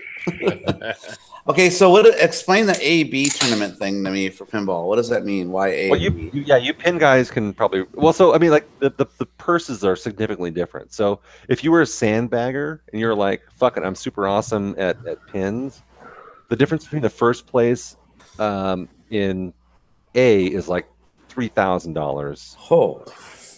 First place. That's a good way of that's first place smart, in B, I think is like a couple $100. Okay. So it's like we're talking about like thousands of dollars difference in the prizes. Yeah.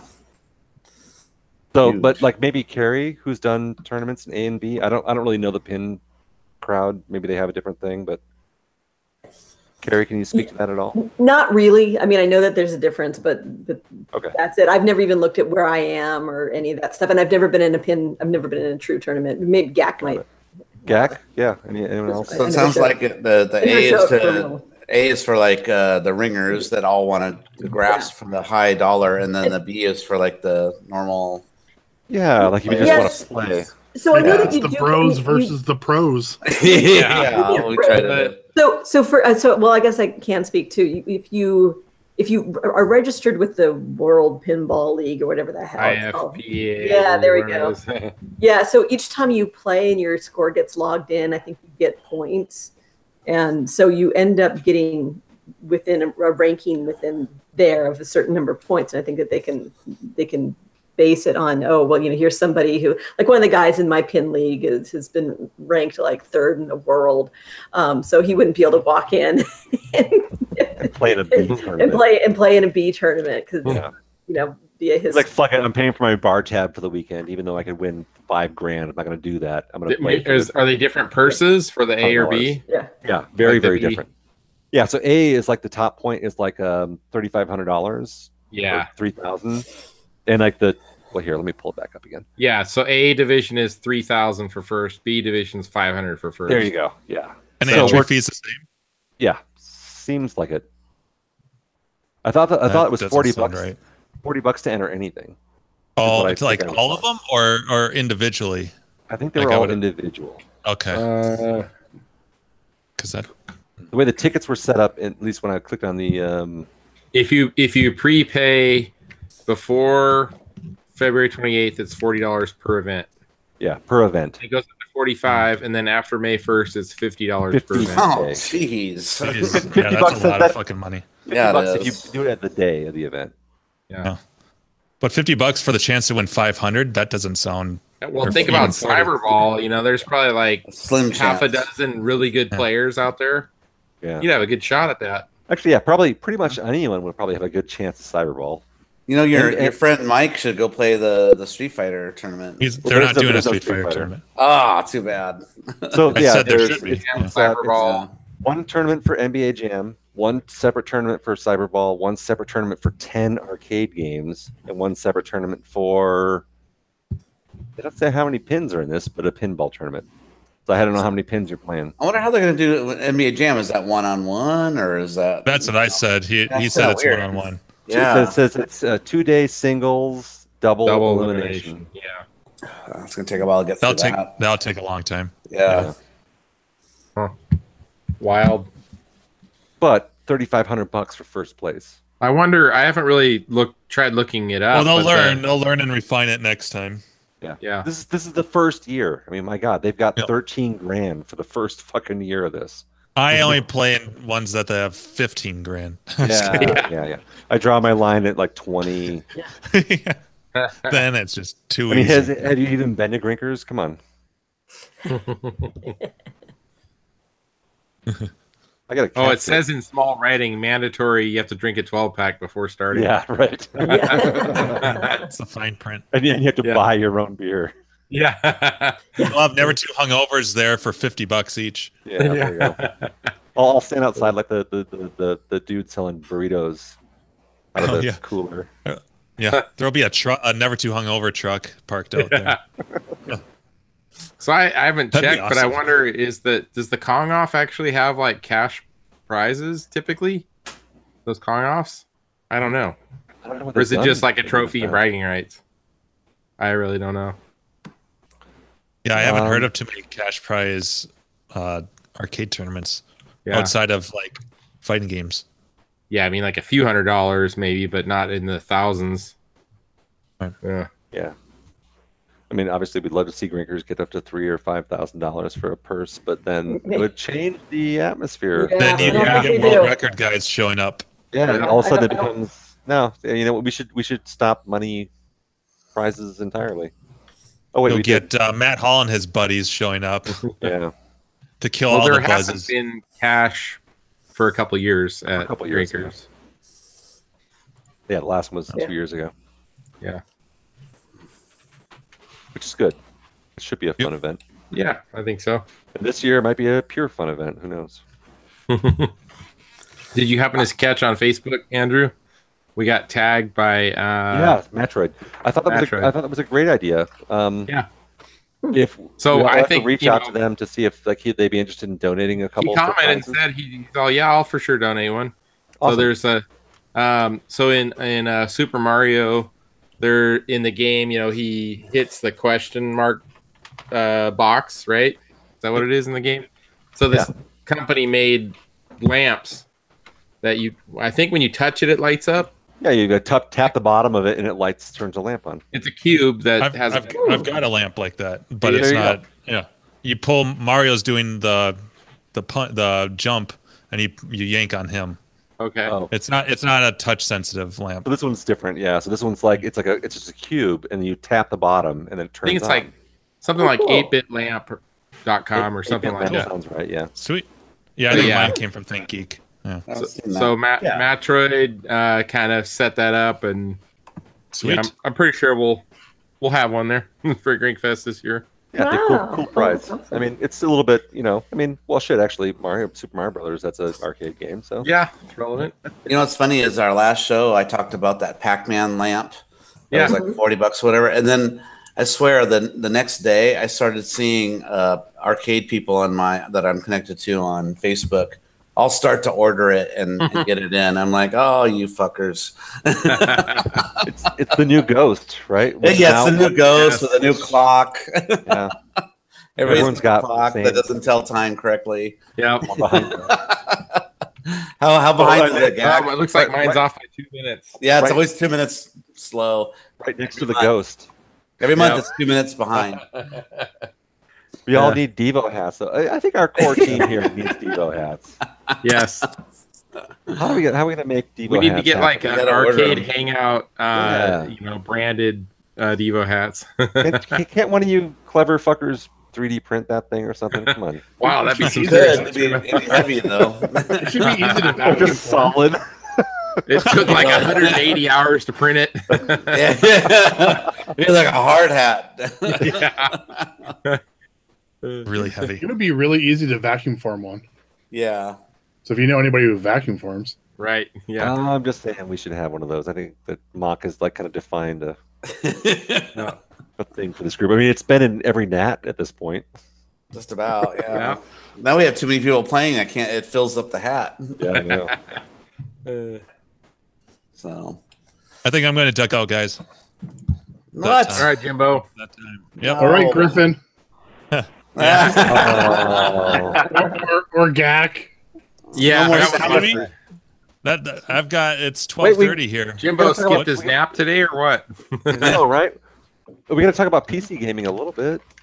Oh yeah. Oh, well, good night. Nice. You have a Mac. You could have joined us. We played Team Fortress. Yeah, no. Is that on Mac? Gak did for Yeah, like Team 3 Fortress minutes. too. on All the my- Valve games are work on Macs. Yeah, on my Yeah. barely gimping along, have to be plugged in. Yeah. Just plug in 2 potatoes and join us. Yeah.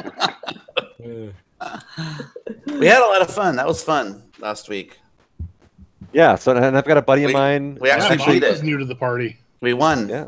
We did. We took some effort, but we did win. So Yeah, did we you were guys- stuck on one of them. For We a had while. some like 12-year-old kid join ours. I know, and who won us? Did you record that? Is it on YouTube? No, I didn't. Unfortunately, I forgot to do that one. We had so many problems starting, and I just forgot when we were starting it. But so, as you guys know, big yawn from Gak. Yeah. So my buddy David Zevius, player, right? Super Stearns? Nope. So you guys met him at Grinkers not last year, 2 years ago? Yes, Grinkers 3. Yeah, so he sat in the corner and played Zevius. So David. Well, we screamed at each other to hear what we were saying. Yes. So Point blank. David is an accomplished PC gamer. And so he falls in this category of people you guys know. So I said, dude, like Thursday nights, if you want to play some games, let's play some games. And so he's all about it too. So we have definitely another signed-on player. Cool. But yeah, so Team Fortress 2. So man versus machine. We played the co-op Team Fortress 2, and you guys liked it?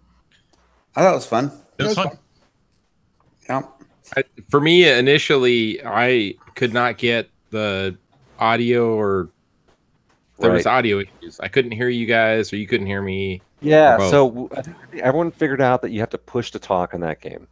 Yeah. Okay. Can't turn your mic on all talk all the time. You just tap V, or you have to hold it the whole Hold it. time. You have to hold it While you're down. talking. And you'll Hold it see in the while you're lower right your little waveform or whatever with your It name. looked like a voice bubble would appear. It's almost like I need to see a tutorial on basic gameplay before trying it. you Well, know? that was Gak. I didn't know that until someone said it. So Yeah. I You had to mean, figure was- that out.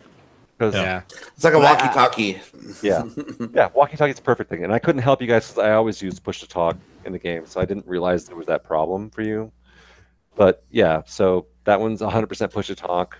Well, all games have different buttons. Like on Overwatch, it's the tilde button, I think, for talking. So it's different.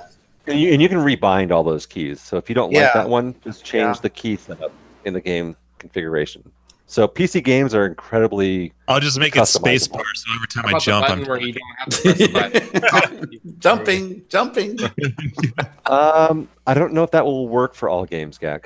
Now, we could possibly do a separate chat application that you run while you're playing the game to do that. I don't know if that would work for streaming or not, but it's a possibility. Yeah. We used I to know use Brad's mentioned it. We used to use this program called Roger Wilco. They probably don't have it Roger anymore. Wilco. You remember that one? I totally remember Roger Wilco. Yeah. That was like the first live chat. We used that thing because it was the only way, before games had the shit built in. Yeah. So That's the only way you clans, could do it. when we were playing competitive gaming, that's how we would talk to each other. Roger Wilco, yeah. I remember Team Fortress, the original Team Fortress. That's how we would do it. Quake, the first Quake world. Yep, that's how we talked as things when we went to competitive games got their shit together and put it in the game. Yep. Yep. Roger Wilco, I totally remember that one. Yeah, that's a blast from the past, right? Yeah, it totally is. This tiny little app that just ran. It just it was this little window that would appear with a guy on a walkie-talkie. Graphic. Nice. Not bogging down any resources. It sounds fucking like. worked. Yeah, it was the best thing out there. I mean, everybody used it. Our TeamSpeak Discord. TeamSpeak. Oh, TeamSpeak, is one that's been around for years and years. TeamSpeak's pretty old too. Yeah. And then are these all free little things? They used to be. I don't know if they are anymore. Yeah, that's a good question. I heard a lot of them got bought up and then they started charging for their shit. A monthly fee. Fuck you. Yeah. I hate that license fee crap. Either you buy the whole thing or not. Yeah, I hate subscription model. That's kind of like why I don't like a lot of the newer games that or at least I know now that a lot of games aren't subscription based, but there are a lot, and that's an instant turn off for me. I'm like, I'm not going to pay a monthly subscription to play like World of Warcraft or something like that. I have never and will never ever pay a monthly fee for a fucking game. So I'm me neither. Yeah. Been playing games since the fucking I've got enough monthly bills. I don't need a exactly. Right? No chance. There's too many good games that I could just buy outright and just own and not have to pay a monthly. I will never do that. Right. Yeah, and then you feel obligated. You're like, well, I paid and this. And if the game month. ever goes down and they don't have the servers running anymore, then you're fucked. You can't play it anymore. That's it. Well, that's kind of what happened with Megatouch. Their last model was called Megatouch Live. And it was subscription-based thing. So the great thing is that you never have to buy new software. They just keep updating it. Well, now they're out of business.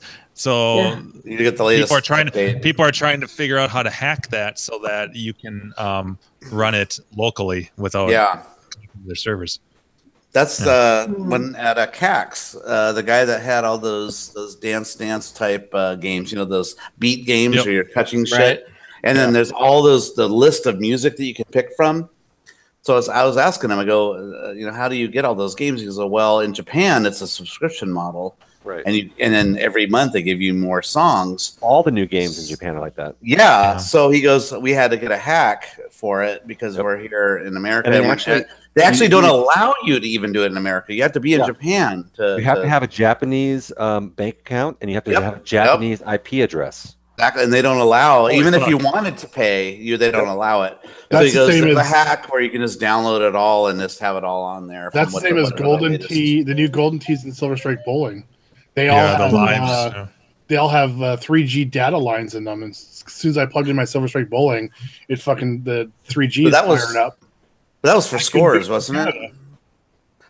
That was for score-based. No, it was for scores, and I think it included courses. But there was new courses in would come every month or something. Yeah. Yeah, for the bars. In the game that wouldn't work. I know like 1 month it's like you download all the Pebble Beach, course. Big Buck Hunter HD is like that too. Yeah. Well, the Mario Kart arcade machine. Stuff. Yep. The Mario Kart arcade machine required a subscription based when it first came out, and every month it would give you a new character or a track or whatever. Yeah, I think fuck. That subscription model, I think, was $65 a month or something like that. So it's just like, fuck, that's a lot for like a $20,000 game. And most arcades had multiple of those. Like Dave & Buster's, they'd have like a couple of them connected up. So that's a lot of money. And all the Dave & Buster's added up. Ugh. So are we playing? We're playing Team Fortress again Thursday, right? Well, I think so. So we could play Team Fortress. We could do more of the same thing. So if we have enough people, the question is like, we've done all cooperative games. We've never done competitive games where we actually split into teams and play games. But that's because we haven't had enough people. So Team Fortress 2 actually we played one game mode, but they have several different game modes: capture the flag and capture the point and different like stuff. Capture the dildo. Capture the dildo. The thing is, if we have 6 people, it's 3 on 3. Just the tip. Those are short games. That's a short game. Yeah. Hitting the tip. Oh, nice. Hit a tip, and then it's game over. Yeah. Sorry, honey, I came too soon. So, like, you guys, I mean, like, you don't want to play against the players who play these games in team matches. It's just not going to be fun. So we'd have to have, like, for Team Fortress, for like the competitive stuff, we were doing teams. It'd be like you'd have to have at least like 10 players, 5 on each side, and a couple people who really knew what they were doing to make that fun. Yeah, because if it's like 3-on-3 or 2-on-2, it's not even it's not fun. I like the co-op stuff. So so keep them with the co-op. Mhm. So I did check out Sven co-op. That's not Half-Life 2. That's Half-Life 1. And I don't really. Then I've read It did not look very good. On Steam. It had a different. So I must have read the wrong description. I do not think that you guys will actually enjoy that. Hey, Brad. Now, Half-Life 1 is a fucking amazing, brilliant game, but I don't think that's the right one for the group. Yeah. All right. Is there a online version of Queen Bee or whatever that is? That would be awesome, but I don't think there is. Killer Queen? Or Killer Queen, that's it. Yeah, no, I don't Killer think there Queen is. online would be sweet if Yeah. we could get that going. It's very arcadey, yeah. Yeah, that'd be fun. 5-on-5 on that. Yeah, You can search on Steam for anyone. You can search on Steam just in their free category. Yeah, That's what I was doing. So, and actually, are you guys signed up for Humble Bundle? Not yet. All right, so Yeah. humblebundle.com. You guys should sign up for that like today. Because I'm not kidding. Because like we'll talk about sales on those games, and like right now in Humble Bundle, for example, you can get it's like all the Grand Theft Autos. It's a Rockstar bundle they're doing right now. You can get like every game on the PC that Rockstar ever put out for like $15. Oh my god! And they're all Steam keys that you get when you buy it. Grand Theft Auto 5, all of us playing that would be a blast to play. So- Because you can play like, Yeah. So all I'm saying is like, Loads so on that. sign up for Humble Bundle and like let's talk about the games we want to play together. Steam also, now that you're all Steam members, Steam does amazing, crazy sales a couple times a year. Humblebutthole.com. I have the most humble butthole. It is humble. Yeah. Very reserved. It's not I have VIP access. Yeah, it's not bleak. It's not bleached. It favors out only. Oh. It's an Audi. That's look at belly button. Balloon knot. Balloon knot. Oh, God. Mine always has like a shocked look on its face. The brown star. Not so humble. It's more like a shock. God, what just came out of my mouth? Yeah. With the funky little It's got a hemorrhoids. potty mouth.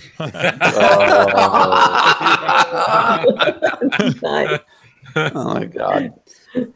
These guys Speaking are of dirty. Sid Vicious breath. The very slight hemorrhoid sneer.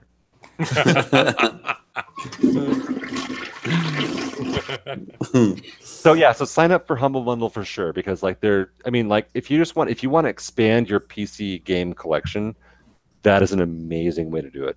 Yeah. And if anybody in chat wants to join us, just hit us up on Clavs. So Yeah. we do it Thursday nights, 8 night. o'clock Pacific time. So you can at least add. So my name on Steam is 34K. So We should put add the me. Clav link in YouTube or something, because some people might not be on Sometimes I run Clav. a few minutes late because I do my patented SNS 10-minute detour. What's that? Shit in the shower. Oh, I don't know how you shit in the shower in as quick a time. Dude, the first night we were doing this, like Gak is like, all right, I gotta take a shit and take a shower. And I'm like, all right, dude, we'll see you in like an hour. Which order? Yeah. And he shows up 6 minutes later. I'm like, Wow. It's Just just, shit in the shower. he's a multitasker. He's just gotta like kick it down the drain with his foot. He's got the Kramer fucking built-in garbage disposal in his shower. He's He's gotta push those turds with his toes down the drain. Shit between Chris, the toes. I hope you're not shitting in the shower again, Chris. Oh my god. That's why he never has to clean the toilet. That thing fucking sparkles. Seabart. It's untouched. I didn't do it. I know, Seabart, you're with the group on fucking Steam. Where are you at with these games? I played a bit just to figure out, because it's been a while. So the last computer game I played was Doom 2, and that was all mouse. So it's been a while since I've had to do the WASD keys. Yep. Well, WASD and a mouse, yeah. Yeah. So Jack did it for the first time 2 weeks ago. So whatever. WSAD spacebar. Yes, for jump. R is reload, and E is for equip. Or as I call it, Minecraft creative, because I can't survive in Minecraft. You have to use your fucking pinky to crouch. You know, if we go back to the Minecraft. chat thing, if we were to throw on TeamSpeak or Discord, I think it's going to help some people who aren't used to gaming. Like, we can talk through them for loading the games up and getting That's the true. games and The stuff. audio quality is probably a little better than some of the games too. No, it's true, but it won't be part of the stream though. So if you want to stream the games, then no one. So you just have to get a virtual audio cable. You can probably pipe that through your stream if you wanted to try to do that. Yeah, I mean, I'm happy to try it. Yeah, or I can do it as well. So it's All right, kids, I'm out. It sounds All right, like fun on Jim. Thursday. So, Jim, we'll see you on Thursday. That sounds good. All right. And now that I know that there's a Slack group for the game. Farewell. Auf Wiedersehen. That's why I invited you to the Slack group. I didn't. I pulled you in because you wanted to play. Let's play.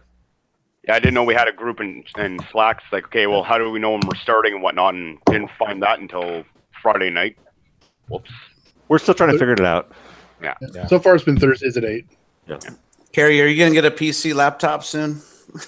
No. Aww. I know eventually, but at the moment, this is still working. Although Just drop it. Just drop it. I need a new laptop. Well, that would this would be my work laptop, so I can't really do it on the work laptop. Back it all up. Drop it. I still can't do it on a work laptop. Drop it out of your Them bag little racist underneath the videos, BART so nobody train. knows. Yeah. I know my work PC could like run anything like butter, but I dare not put a game on it there. Yeah. Carrie, the next time you step off the BART, accidentally drop it between the platform and the train onto the tracks, and when it leaves, so all your Mac problems. Yeah, that still doesn't do me any good because it's still my work laptop, and I still can't do anything on a work laptop. No. Like that. No. So I'm gonna have to eventually give up on my. Did you say drop it on the Seabart? Yeah. Yeah. Exactly. Nice. Someday I'll have all that extra money and I'll be like, yeah, I think I'll buy myself a new laptop. And then I'll go through the debate of whether I do a PC or whether I do the Mac route. PC. Yeah, you can play a few games on the PC. You know, here's the issue I have with the PC, and maybe there's one out there that. So my work laptop, I'm sure no one from work is watching this. I managed.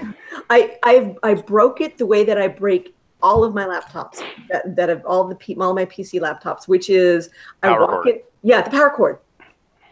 Fucking piece of shit. So there is a PC with the MagSafe. Yeah, exactly. Yeah. With the little magnetic Yep. clampy thing like my Mac does. Apple's brilliant that way. Apple is brilliant. Does anybody else do that? Because I'm nope. Because Apple's pissed me off tremendously. But it's like I cannot keep a PC laptop working, and it's $800. It's the cost of a new laptop to get that fixed.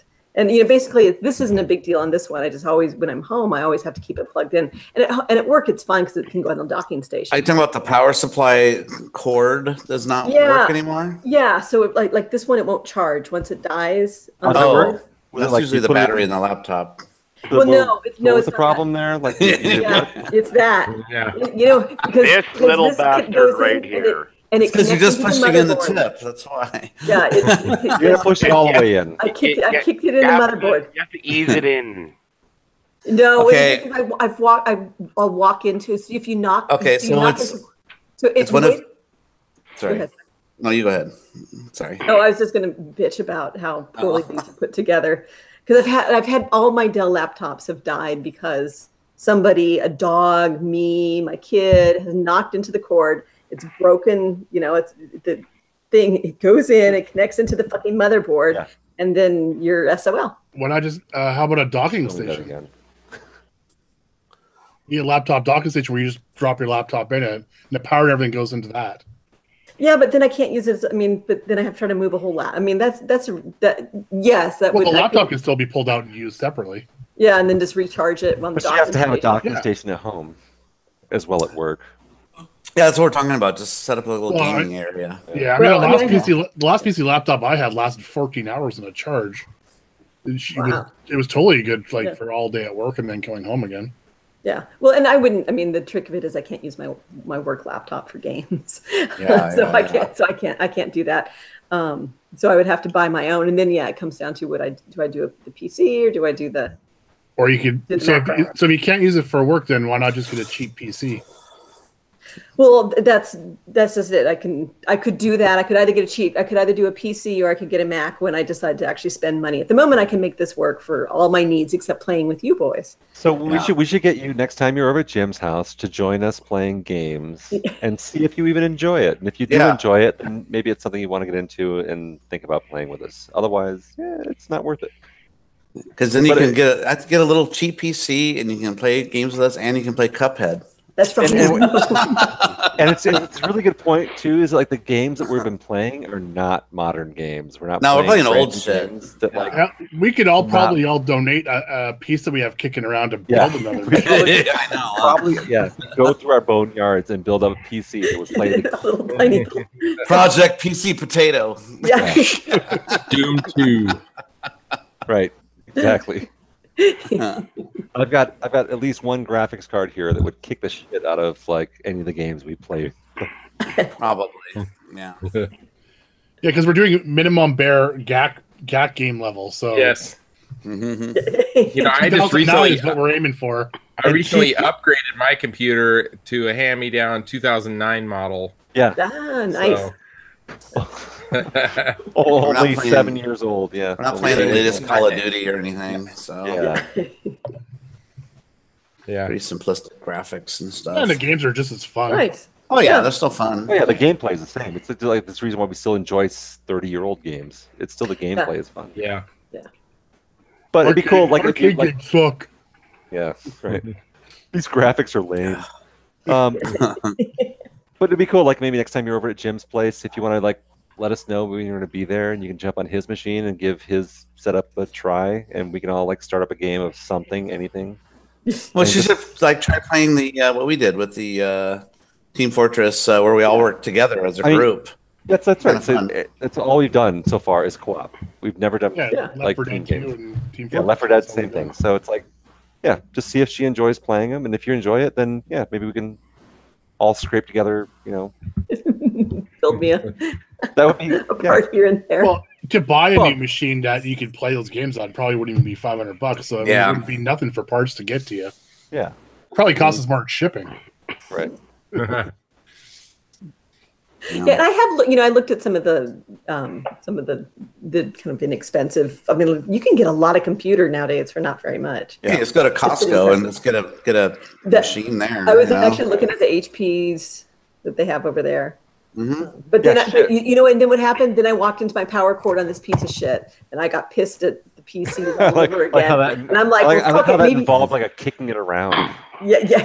Maybe I'm going to go back to a Mac. Right here, I fucking hate this thing. Well, let me tell you a horror story to the Mac thing. So my daughter has a Mac with the same thing with the magnet thing. Yeah. Well, the cats like to play with the cord, and they do the thing with the hand, like and they knock the cord out of the laptop, and it falls on the ground. Then I have another cat that likes to pee all over the house, and she likes to pee in puddles. So she happened to pee in the same exact spot where that cord was. So it's still plugged into the wall. So she made a puddle right where that magnet end is, and it fried the whole line of cord and just melted it. There's actually people who have been killed. What? Yeah. From pee? No, Yes, yeah, totally. I thought that was supposed to be sterile. In a puddle of water and stuff like that, and dropping down. Yeah, so that cord Same was with fried. I cell had phone to buy. chargers. I went to like Amazon and got a new like Mac cord, off-brand one, because the Mac ones are like ridiculously priced. Oh yeah, like $100 or something, and I Right. could get one for like $30 from China. From China. China, that we're same. China. Yeah, thanks, Jim. Whatever. Like, it's like the ones from Apple didn't come from fucking China anyway. Right. I know. Same place, just more money. Yeah, it'd be awesome to see if like we could like get you carry like if you're in. Like, I enjoyed doing the. Like I said, I tried the Diablo. I played Diablo once, and that was. I had a blast with that. That was a lot of fun. It's fun to play all games together. I mean, I don't know, it's cool. Yeah, I mean Diablo, we could definitely do like with at least 4 of us could do a Diablo game. Mm-hmm. That would be a ton of fun. So, all right, I'll consider. Like I said, I was Think about it. Think about it. Yeah, then the whole computer. Then it pissed me off again. I'm like, well, I can make do with my work computer. I don't, as long as I remember to bring it home. Well, and we're trying to make it cheap for everyone. We're buying old games and make it Big handsome dog. I know he refuses to go anywhere else. So this is the one that he just got his nuts cut. Oh, he did. Oh, Poor It's a bastard. big deal because like he's being aggressive with Louis. He's like going after him. They got shit! Yeah. They got into a fight bad enough that I had to step in between them, and I got bit. Oh. Crap! In the back, enough to draw blood. That sucked. So yeah, that does suck. And you can't go to the hospital and tell them that. No, I know. I just told them that. You got hit you fell down the stairs. Oh yeah, I walked into a door. Yeah. Yeah. Yeah. So no, can't tell them. No. That stuff, but yeah. No. Just let it bleed out a bit, and anything that was in the mouth will push out. Yeah. No, so it's So if we're gonna keep him, we had to get him fixed early. He's not even 2 years old yet. Yeah. Way young for a big dog, but I don't know. We're seeing. So it's like get him fixed, and then we're doing training now. And if we can train it out of him, then we'll keep him. Otherwise, we're getting rid of him. Anyway. Yeah. And Louis okay after his boner. Well, no, he's still working it out. Oh, is he? Well, yeah. I mean, he's in good spirits, so that's all I can hope for. Okay. He's eating and eliminating. I think the thing was I was waiting for like one giant epic bony poo just to be like, yes, it's done, and then we can put this behind us, but that does not happen. So but yeah, after the 3 to 6 a.m. trip to the vet office, fucking dogs. Yeah, he's at least happy. He's doing just fine. Thank you for asking. Yeah, and it's been was that your dog? Your dog? Yeah. I didn't want to take it, because I knew all this stuff was going on with Aaron, and I was like, oh, I don't want to add this to the pile. I'm not trying to take anything away from Beth because I know Aaron and his wife really well. So, like, God damn it, though, I don't want to be in any more hospitals either. No. Yeah, fucking sucks. I think that's cool. Oh, go ahead. PC games. Let's not talk about this depressing stuff. So PC games, like if you guys want to join us, for our chatters, you can find us on Steam. We'll definitely be playing on Thursday. We don't know what game yet. Yep. Yeah. So far, you can, if you want to join us, Left 4 Dead 2, Team Fortress 2. That's all we played. Those ones will be very solid. I know that we've been talking about an Unreal game for sure, like getting Unreal, because there's definitely different game modes in Unreal we could be playing, and those are games that are available on Steam. So maybe Diablo at some point, Diablo 3. Yes. Which I'm all about. That might get me to buy the damn laptop. Yeah. And actually, Diablo 3, that's another. So, Carrie, you should sign up for Humble Bundle. I have seen. Get on that, Carrie. And I swear to God, the show is not sponsored, nor do I get a kickback from every fucking sign. He downloads like 20 from Humble Bundle. But I mean, like Humble games Bundle. we'll never So play. it's yeah, literally as it sounds. So humblebundle.com. I mean, the I want to game. register humblebutthole.com now. My humble butthole. It's not cheap, but it's worth it. I want to see if something's on it. No, there's Oh, nothing wait. on it. No, the Rockstar stuff is what's on there right now. But like, Yeah. But that's mostly all single player, is it not? well, yeah, we. I think there is a multiplayer for Grand Theft Auto, There is on 5. There is. There is no It's 5 on this actually- though. but Oh, it may they're- not include Oh, it's that. everything but 5. 5 is so. It's there's- everything but 5. Yeah. Just check out the multiplayer games on YouTube. How much fun that looks like. I mean, it looks like a blast. There's so many things you can do in it. It's an open world. Yeah. You can take helicopters and pick up cars with magnets, and people can be in the car, and you can fling people. And I hear you can you get blowjobs from hookers? Oh wait, Well, that you was, can, yeah, you can do that. that was a different. I don't then know later- if that's why, but I was gonna say my youngest son, that's his favorite game, GTA 5. He Oh, really? loves it the most, yeah. Because he likes It's a lot of fun. Yeah. Virtual blowjobs. What teenager wouldn't? Right? And then All beat right, him so- with a bat and take your money back. That was the hot coffee thing. Oh yeah, that was it. That was San Andreas. That was a Oh, while Vice. back. It's Vice City for the BJs, according to Gus. No, hot coffee was Grand Theft Auto 3. Yeah, that was San Andreas, where you actually had sex with your girlfriend in that. But it was actually, they removed it from the game at the last minute. Instead of actually uncoding it, they just blocked it, but it was still code in the game. It was still there. You can still do it with a hack. So hackers went in and saw that what is this? It was like a kind of like a video mode sort of just played, because it was between, you just watch it. So they executed it, and you can see the guy having sex with his girlfriend. And it's like, oh, okay. They didn't even code this out. They just left it in and just, went around it. So he goes, do you want to come in for some hot coffee? That's why it's called hot coffee. Yeah. Easter eggs. It's awesome. Easter egg. Yay. So there's an obscure game called BMX Triple X. Oh, I remember that. Yeah. So are you naked? Yeah, I was about to say, hookers on bikes? Yeah, does have topless girls in it. There is hookers. There's Yeah. topless girls. There's druggy stumbling around the streets. Does it have buoy physics? It's a I believe PlayStation so. 2 game. So the story that I know of through my BMX background was. Oh yeah, sure. Make it professional. Okay, so Dave Mira had a game, Dave Mira Pro BMX 1 and then Pro BMX 2, and they wanted the creators of the game wanted to call it Dave Mira Triple X or something like that. Yep. It was supposed to be the Dave Mira 3, and with his sponsors and all this, and these guys were all super excited on making this game like this. And he's like, I'm going to lose my sponsors if I endorse this game. Yep. And so he backed out. They never actually made a Dave Mira 3.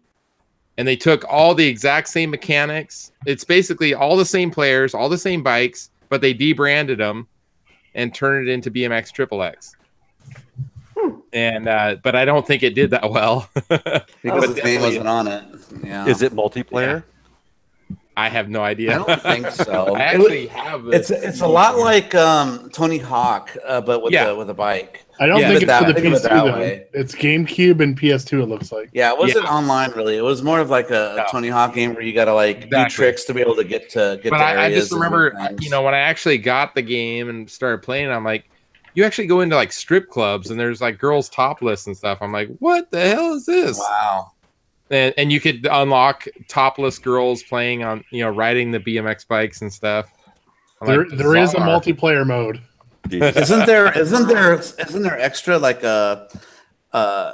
things you can do that unlocks actual video of real girls too? Yes. Yeah. In strip clubs and stuff. Yeah. Yeah. I'm like, so it's not just blocky. Push the limits on that one, and that was It basically. did. to me, that was kind of like the precursor to, you know, some of the Grand Theft Autos too. I think they already had started doing them at that point, but yeah. Crazy. Wait, Necros is in the chat is saying that he used to be BMX. Cool. Oh yes, yeah, we talked about it. All right. That Necros is Frober. Brian, yeah. Yep. So hopefully we'll be able to talk BMX when we meet up. Nice. So Hey, my kid just came home, so I'm going to sign off. all right. So That's 11. We should probably call it a night. Yeah, it's probably let's do that. All right, so it's time to VR and go to bed. Yep. So thank you everyone for coming on. Steve's gonna VR and chill. VR and chill. For you. Yeah, I know. It's right there. That's what Joel's been doing for the last few hours. Yeah. Right. Oh, yeah. Like a little PR to knock you out before going to sleep, right? Me so honey, me so honey, me so honey. So Wanky, yeah. my danky. No more Yankee, my wanky. Yeah. All right, so we'll see everyone next week. Thanks everybody for coming on and tuning into the longest running live arcade podcast on YouTube. And hope you guys come back. if you're around for Thursday on the PC, we'll be back here in a couple days playing again. So if you want to join us. Yeah, friend us on either Steam or on Clav. Most of us use our names that we have here. Let us know that you want to play, and we'll jump in a game. Yep.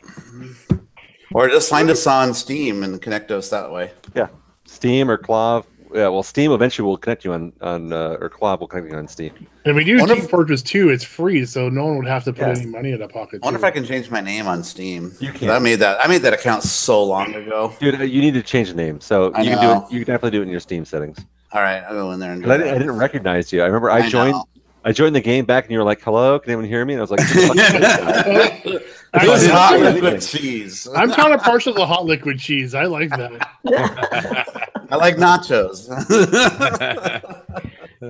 All that told me is no one's ever bought your pumpkins except for me, because that's how the pumpkin purchases come through is hot liquid cheese. Yeah, I know. That's another thing. I set all that stuff up early, a long time ago. So Thursday for PC gaming if you want to join us, and we'll see you there. We'll see you next Tuesday. Yep. All right, and we'll talk about arcade games, I promise. Yeah.